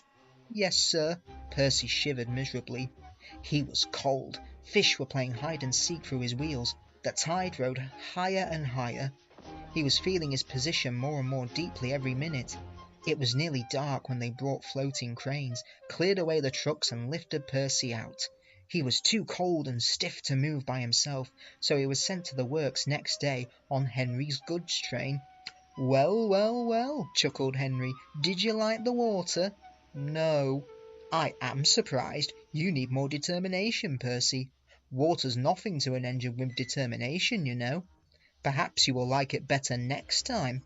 But Percy is quite determined that there won't be a next time. Gordon Goes Foreign. Lots of people travel to the big station at the end of the line. Engines from the other railways sometimes pull their trains. These engines stay the night and go home the next day. Gordon was talking to one of these. "When I was young and green," he said, "I remember going to London. Do you know the place? The station's called King's Cross." "King's Cross," snorted the engine. "London's Euston. Everybody knows that." "Rubbish," said Duck. "London's Paddington. I know. I worked there." They argued till they went to sleep. They argued when they woke up. They were still arguing when the other engine went away. Stupid thing. "Stupid thing," said Gordon crossly. "I've no patience." "Stupid yourself," said Duck. "London's Paddington. Paddington, do you hear?" "Stop arguing," James broke in. "You make me tired. You both agreed about something anyway." "What's that?" "London's not Euston," laughed James. "Now shut up." Gordon rolled away, still grumbling. "I'm sure it's King's Cross. I'll go and prove it." But that was easier said than done. London lay beyond the big station at the end of the line. Gordon had to stop there. Another engine then took his train. "If I didn't stop," he thought, "I could go to London." One day he ran right through the station. Another time he tried to start before the fireman could uncouple the coaches. He tried all sorts of tricks, but it was no good. His driver checked him every time. "Oh dear," he thought sadly, "I'll never get there." One day he pulled the express to the station as usual. His fireman uncoupled the coaches, and he ran onto his siding to wait till it was time to go home. The coaches waited and waited at the platform, but their engine didn't come. A porter ran across and spoke to Gordon's driver. "The inspector's on the platform. He wants to see you." The driver climbed down from the cab and walked over to the station. He came back in a few minutes, looking excited. "Hello," said the fireman. "What's happened?" "The engine for the express turned over when it was coming out of the yard. Nothing else can come in or out. They want us to take the train to London. I said we would if the Fat Controller agreed. They telephoned, and he said we could do it. How's that?" "Fine," said the fireman. "We'll show them what the Fat Controller's engines can do." "Come on," said Gordon. "Let's go." He rolled quickly over the crossings and backed onto the train. It was only a few minutes before the guard blew his whistle, but Gordon thought it was ages. Come on," he puffed to the coaches. Come on, come on, come on." "We're going to town, we're going to town," sang the coaches slowly at first, then faster and faster. Gordon found that London was a long way away. "Never mind," he said. "I like a good long run to stretch my wheels." But all the same he was glad when London came in sight. The Fat Controller came into his office the next morning. He looked at letters on his desk. One had a London postmark. "I wonder how Gordon's getting on," he said. The station master knocked and came in. He looked excited. "Excuse me, sir, have you seen the news?" "Not yet. Why?" "Just look at this, sir." The Fat Controller took the newspaper. "Goodness gracious me," he said. "There's Gordon. Headlines too. Famous engine at London station. Police called to control crowds." The Fat Controller read on, absorbed. Gordon returned the next day. The Fat Controller spoke to his driver and fireman. "I see you had a good welcome in London." "We certainly did, sir. We signed autographs till our arms ached, and Gordon had his photograph taken from so many directions at once that he didn't know which way to look." "Good," smiled the Fat Controller. "I expect he enjoyed himself. Didn't you, Gordon?" "No, sir, I didn't." "Why ever not?" London's all wrong, answered Gordon sadly. They've changed it. It isn't King's Cross anymore. It's St. Pancras. Double header. The Fat Controller gave Gordon a rest when he came back from London. He told James to do his work. James got very conceited about it. "You know, little Toby," he said one day, "I'm an important engine now. Everybody knows it. They come in crowds to see me flash by. The heaviest train makes no difference. I'm as regular as clockwork. They all set their watches by me. Never late, always on time. That's me." "Says you," replied Toby cheekily. Toby was out on the main line. The Fat Controller had sent him to the works. His parts were worn. They clanked as he trundled along. He was enjoying his journey. He was a little engine, and his tanks didn't hold much water, so he often had to stop for a drink. He had small wheels too, and he couldn't go as fast. "Never mind," he thought, "the signalmen all know me. They'll give me plenty of time." But a new signalman had come to one of the stations. Toby had wanted to take Henrietta, but the Fat Controller had said, "No. What would the passengers do without you?" He wondered if Henrietta was lonely. Percy had promised to look after her, but Toby couldn't help worrying. "Percy doesn't understand her like I do," he said. He felt thirsty and tired. He had come a long way. He saw a distant signal. "Good," he thought, "now I can have a nice drink and rest in a siding till James has gone by." Toby's driver thought so too. They stopped by the water crane. His fireman jumped out and put the hose in his tank. Toby was enjoying his drink when the signalman came up. Toby had never seen him before. "No time for that," said the signalman. "We must clear the road for the express." "Right," said the driver. "We'll wait in the siding." "No good," said the signalman. "It's full of trucks. You'll have to hurry to the next station. They've got plenty of room for you there." Poor Toby clanked sadly away. "I must hurry, I must hurry," he panted. But hurrying used a lot of water, and his tanks were soon empty. They damped down his fire and struggled on, but he soon ran out of steam and stood marooned on the main line far away from the next station. The fireman walked back. He put detonators on the line to warn James and his driver. Then he hurried along the sleepers. "I'll tell the signalman something," he said grimly. James was fuming when Toby's fireman arrived and explained what had happened. "My fault," said the signalman. "I didn't understand about Toby." "Now, James," said his driver, "you'll have to push him." "What, me?" snorted James. "Me? Push Toby and pull my train?" "Yes, you." "Shan't." The driver, the fireman, the passengers, and the guard all said he was a bad engine. All right, grumbled James. He came up behind Toby and gave him a bump. "Get on, you," he said crossly. James's driver made him push Toby all the way to the works. "It serves you right for being cross," he said. James had to work very hard when he reached the workstation. He felt exhausted. Some little boys ran along the platform. "Wow," said one, "the express is late. A double header too. Do you know what I think? I think," he went on, "that James couldn't pull the train, so Toby had to help him." "Caw!" said James, and disappeared in a cloud of steam. The Fat Controller's Engines. One evening Thomas brought his last train to the junction. He went for a drink. "I'm going to the big station," he said to Percy. "I think something's up." Toby looked at the sky. "Where?" "Not up here, down here, silly," laughed Thomas. "Can something be up when it's down?" "Look," said Thomas excitedly. "Look!" 7 engines from the other railway were coming along the line. "Hello, Ginty," whistled Percy. "I hope they're friends of mine," he explained. "I don't doubt the others." Ginty and Pud whistled cheerfully as they puffed through the station. "What is all this?" asked Thomas. "The Fat Controller's got a plan," answered his driver, "and he's going to tell it to us. Come on." So they followed to the big station at the end of the line where all the engines had gone. The Fat Controller was waiting for them. "There are people in England," he said, "who have read about us in the books, but they do not think that they are real." "Shame," squeaked Percy. The Fat Controller glared. "So," he continued, "I am taking my engines to England to show them." "Hooray!" whistled the engines. The Fat Controller held his ears. "Silence!" he bellowed. "We start the day after tomorrow at 8 a.m. Meanwhile, as these engines have kindly come from the other railway to take your place, you will show them your work tomorrow.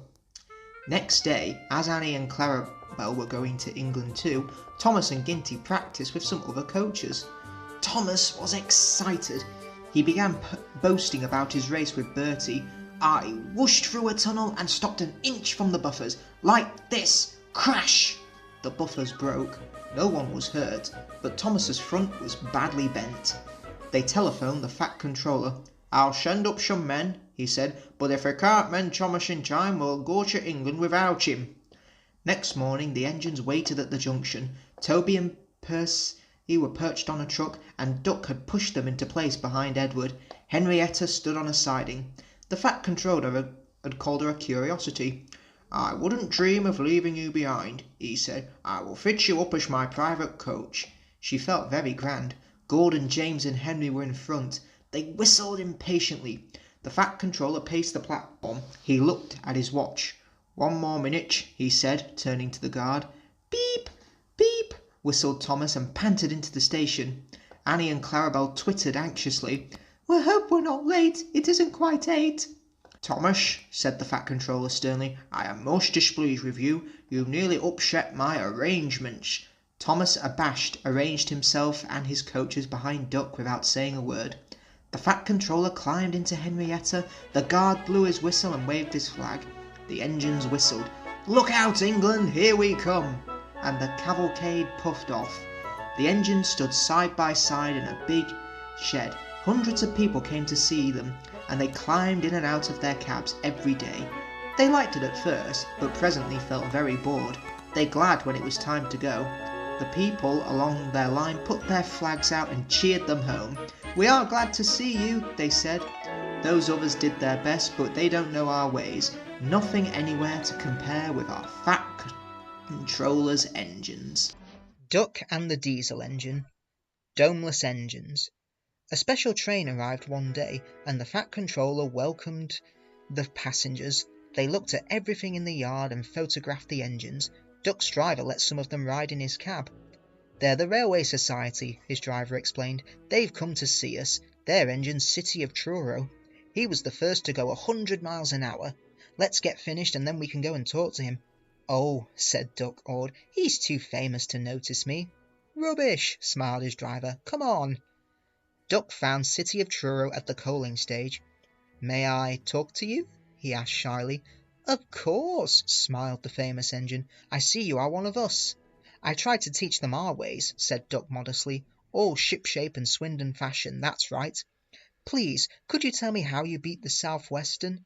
So City of Truro told Duck all about his famous run from Plymouth to Bristol, more than 50 years ago.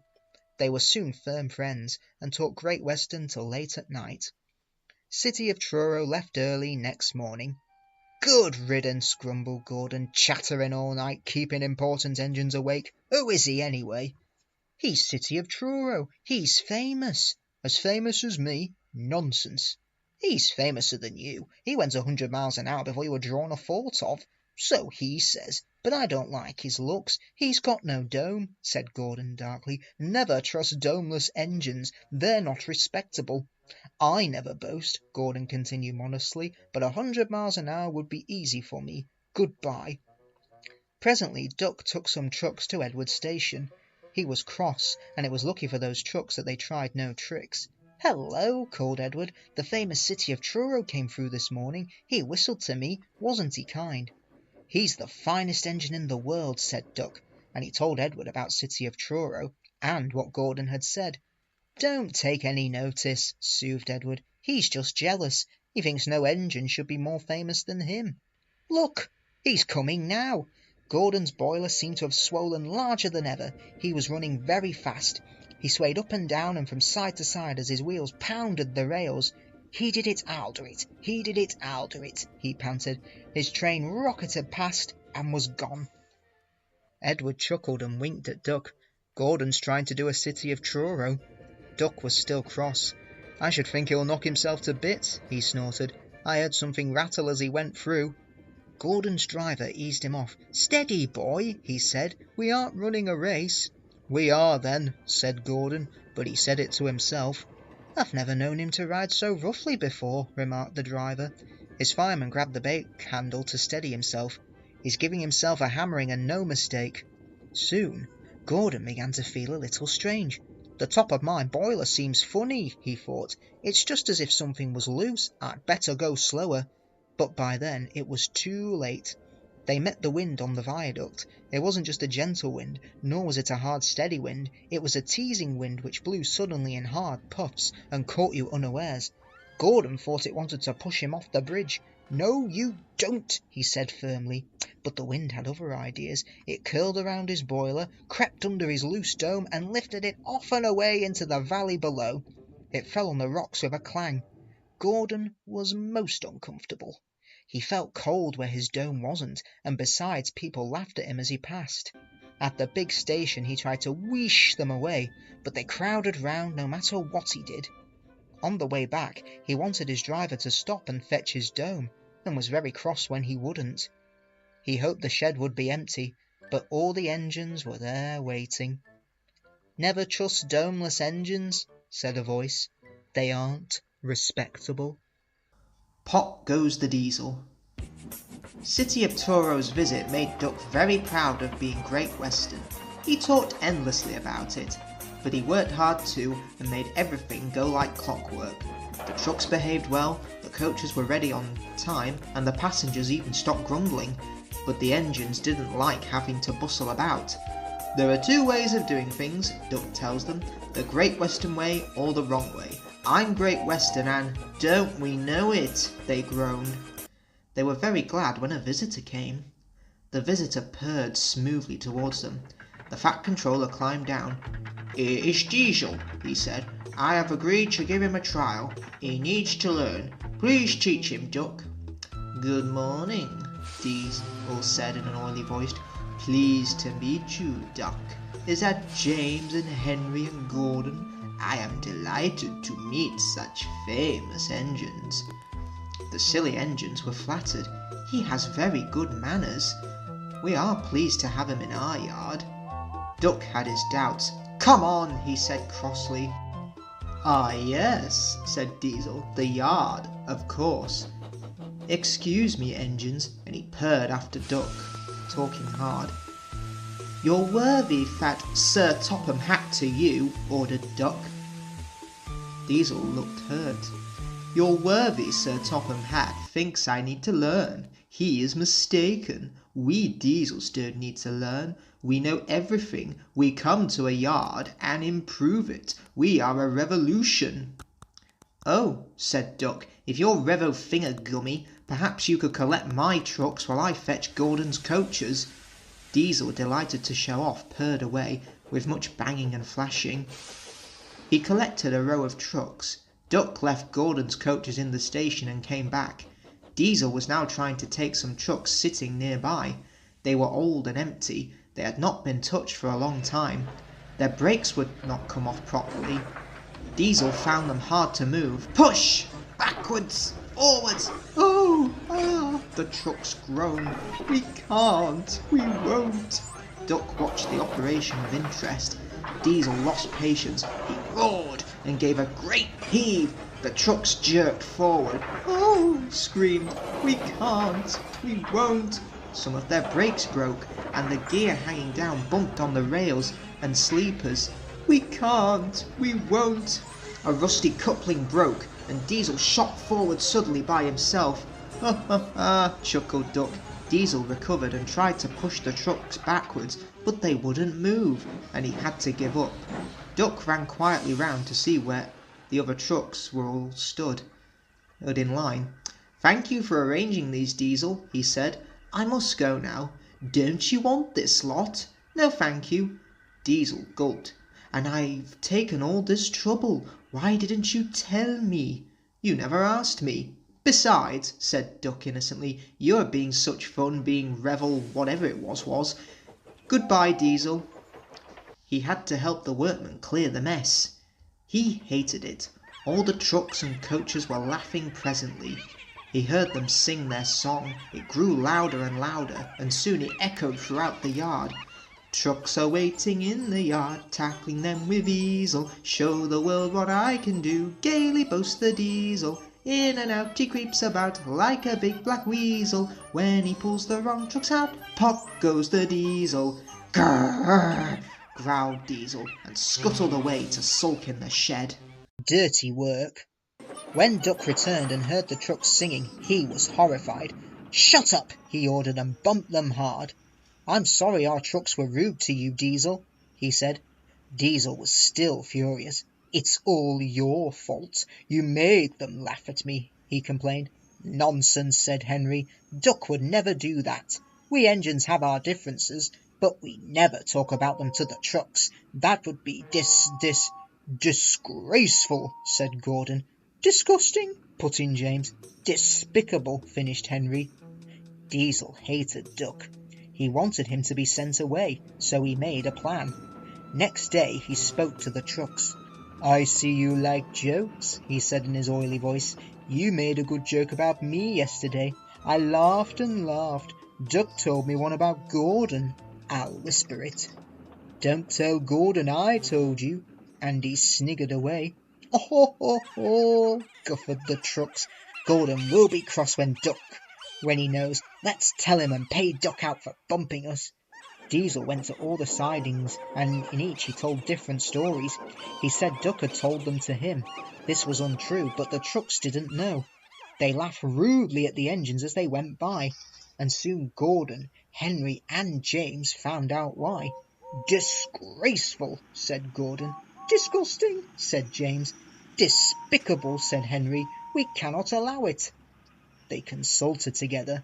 "Yes," they said, "he did it to us. We'll do it to him and see how he likes it."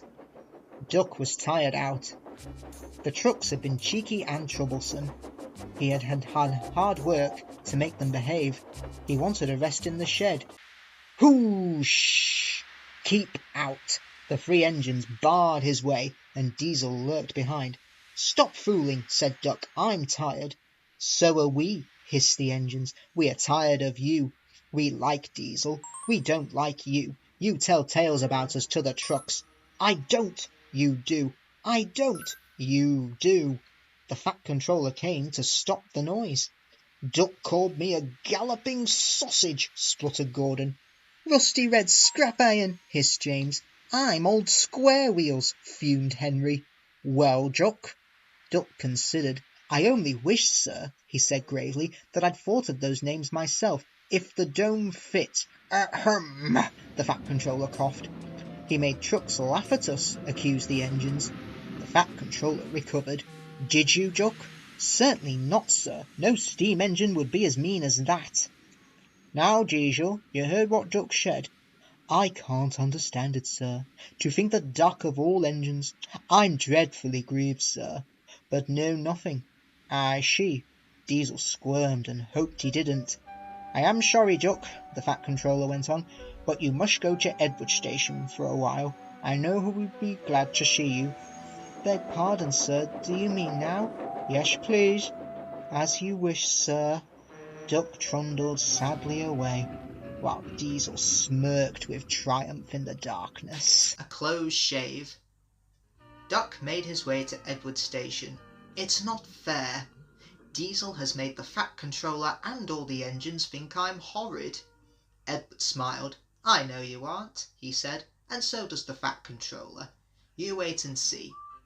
Duck felt happier with Edward. He helped him with his trucks and coaches, and sometimes helped foreign engines by pushing their trains up the hill. But Gordon, Henry, and James never spoke to him at all. One day he pushed behind a goods train and helped it to the top. "Beep, beep, goodbye," he called, and rolled gently over the crossing to the other line. Duck loved coasting downhill, running easily with the wind whistling past. He hummed a little tune. "Diddy-da-dum, da-dee-diddly." "That sounds like a guard's whistle," he thought, "but we haven't a guard." His driver heard it too and looked back. "Hurry, Duck, hurry," he called urgently. "There's been a breakaway. Some trucks are chasing us." There were 20 heavily loaded trucks. They laughed. "We've broken away, we've broken away, we've broken away." And before the signalman could change the point, they followed Duck onto the down line and hurtled after Duck, bumping and swaying with ever-increasing speed. The guards say there the trucks had knocked him off his van. He got up and ran behind, blowing his whistle to attract the driver's attention. "Now what?" asked the fireman. "As fast as we can," said the driver grimly. "Then they'll catch us gradually." They raced through Edward Station, whistling furiously, but the trucks caught them up with a shuddering jar. The fireman climbed back and the van's brakes came on with a scream. Braking carefully, the driver was gaining control. "Another clear mile and we'll do it," he said, and they swept round a bend. "Oh, glory, look at that!" A passenger train was just pulling out on their line from the station ahead. The driver leapt to his reverser. "Hard over, full steam, whistle." "It's up to you now, Duck," he said. Duck put every ounce of weight of steam against the trucks. They felt his strength. "On, on," they yelled. But Duck was holding him now. "I must stop them, I must." The station came nearer and nearer. The last coach cleared the platform. "It's too late," Duck groaned, and shut his eyes. He felt a sudden swerve and slid shuddering and groaning along a siding where a barber had set up shop in a wooden shed in the yard. He was shaving a customer. There was a sliding, groaning crash, and part of the wall caved in. The customer jumped nervously, but the barber held him. "Don't worry, it's only an engine," he said calmly, and went on laboring. "Beg pardon, sir," gasped Duck. "Excuse my intrusion." "No, I won't," said the barber crossly. "You've threatened my customers and spoilt my paint. I'll teach you," and he lathered Duck's face all over. Poor Duck. They were putting the trucks away when the fat controller arrived. Barber was telling the workmen what he thought. "I do not like engines popping through my walls," he fumed. "They disturb my customers." "I appreciate your feelings," said the fat controller, "and will gladly repair the damage, but you must know that this engine and its crew have prevented a serious accident. You and many others might have been badly hurt." The fat controller paused impressively. "It was a very close, shave," he said. "Oh," said the barber. "Oh, excuse me." He ran into his shop, fetched a basin of water, and washed Duck's face. "I'm sorry, Duck," he said. "I didn't know you were being a brave engine." "That's all right, sir," said Duck. "I didn't know that either." "You were very brave indeed," said the fat controller kindly. "I'm proud of you. I shall tell Shitty Ochura about you next time he comes." "Oh, sir." Duck felt happier than he had done for weeks. "And now," said the fat controller, "when you are mended, you are coming home." "Home, sir? Do you mean the yard?" "Of course." "But, sir, they don't like me. They like Diesel." "Not now," the fat controller smiled. "After you went, he told lies about Henry, so I sent him packing. The engines are sorry and want you home." So when a few days later he came home shining with new paint, there was a really rousing welcome for Duck, the Great Western Engine.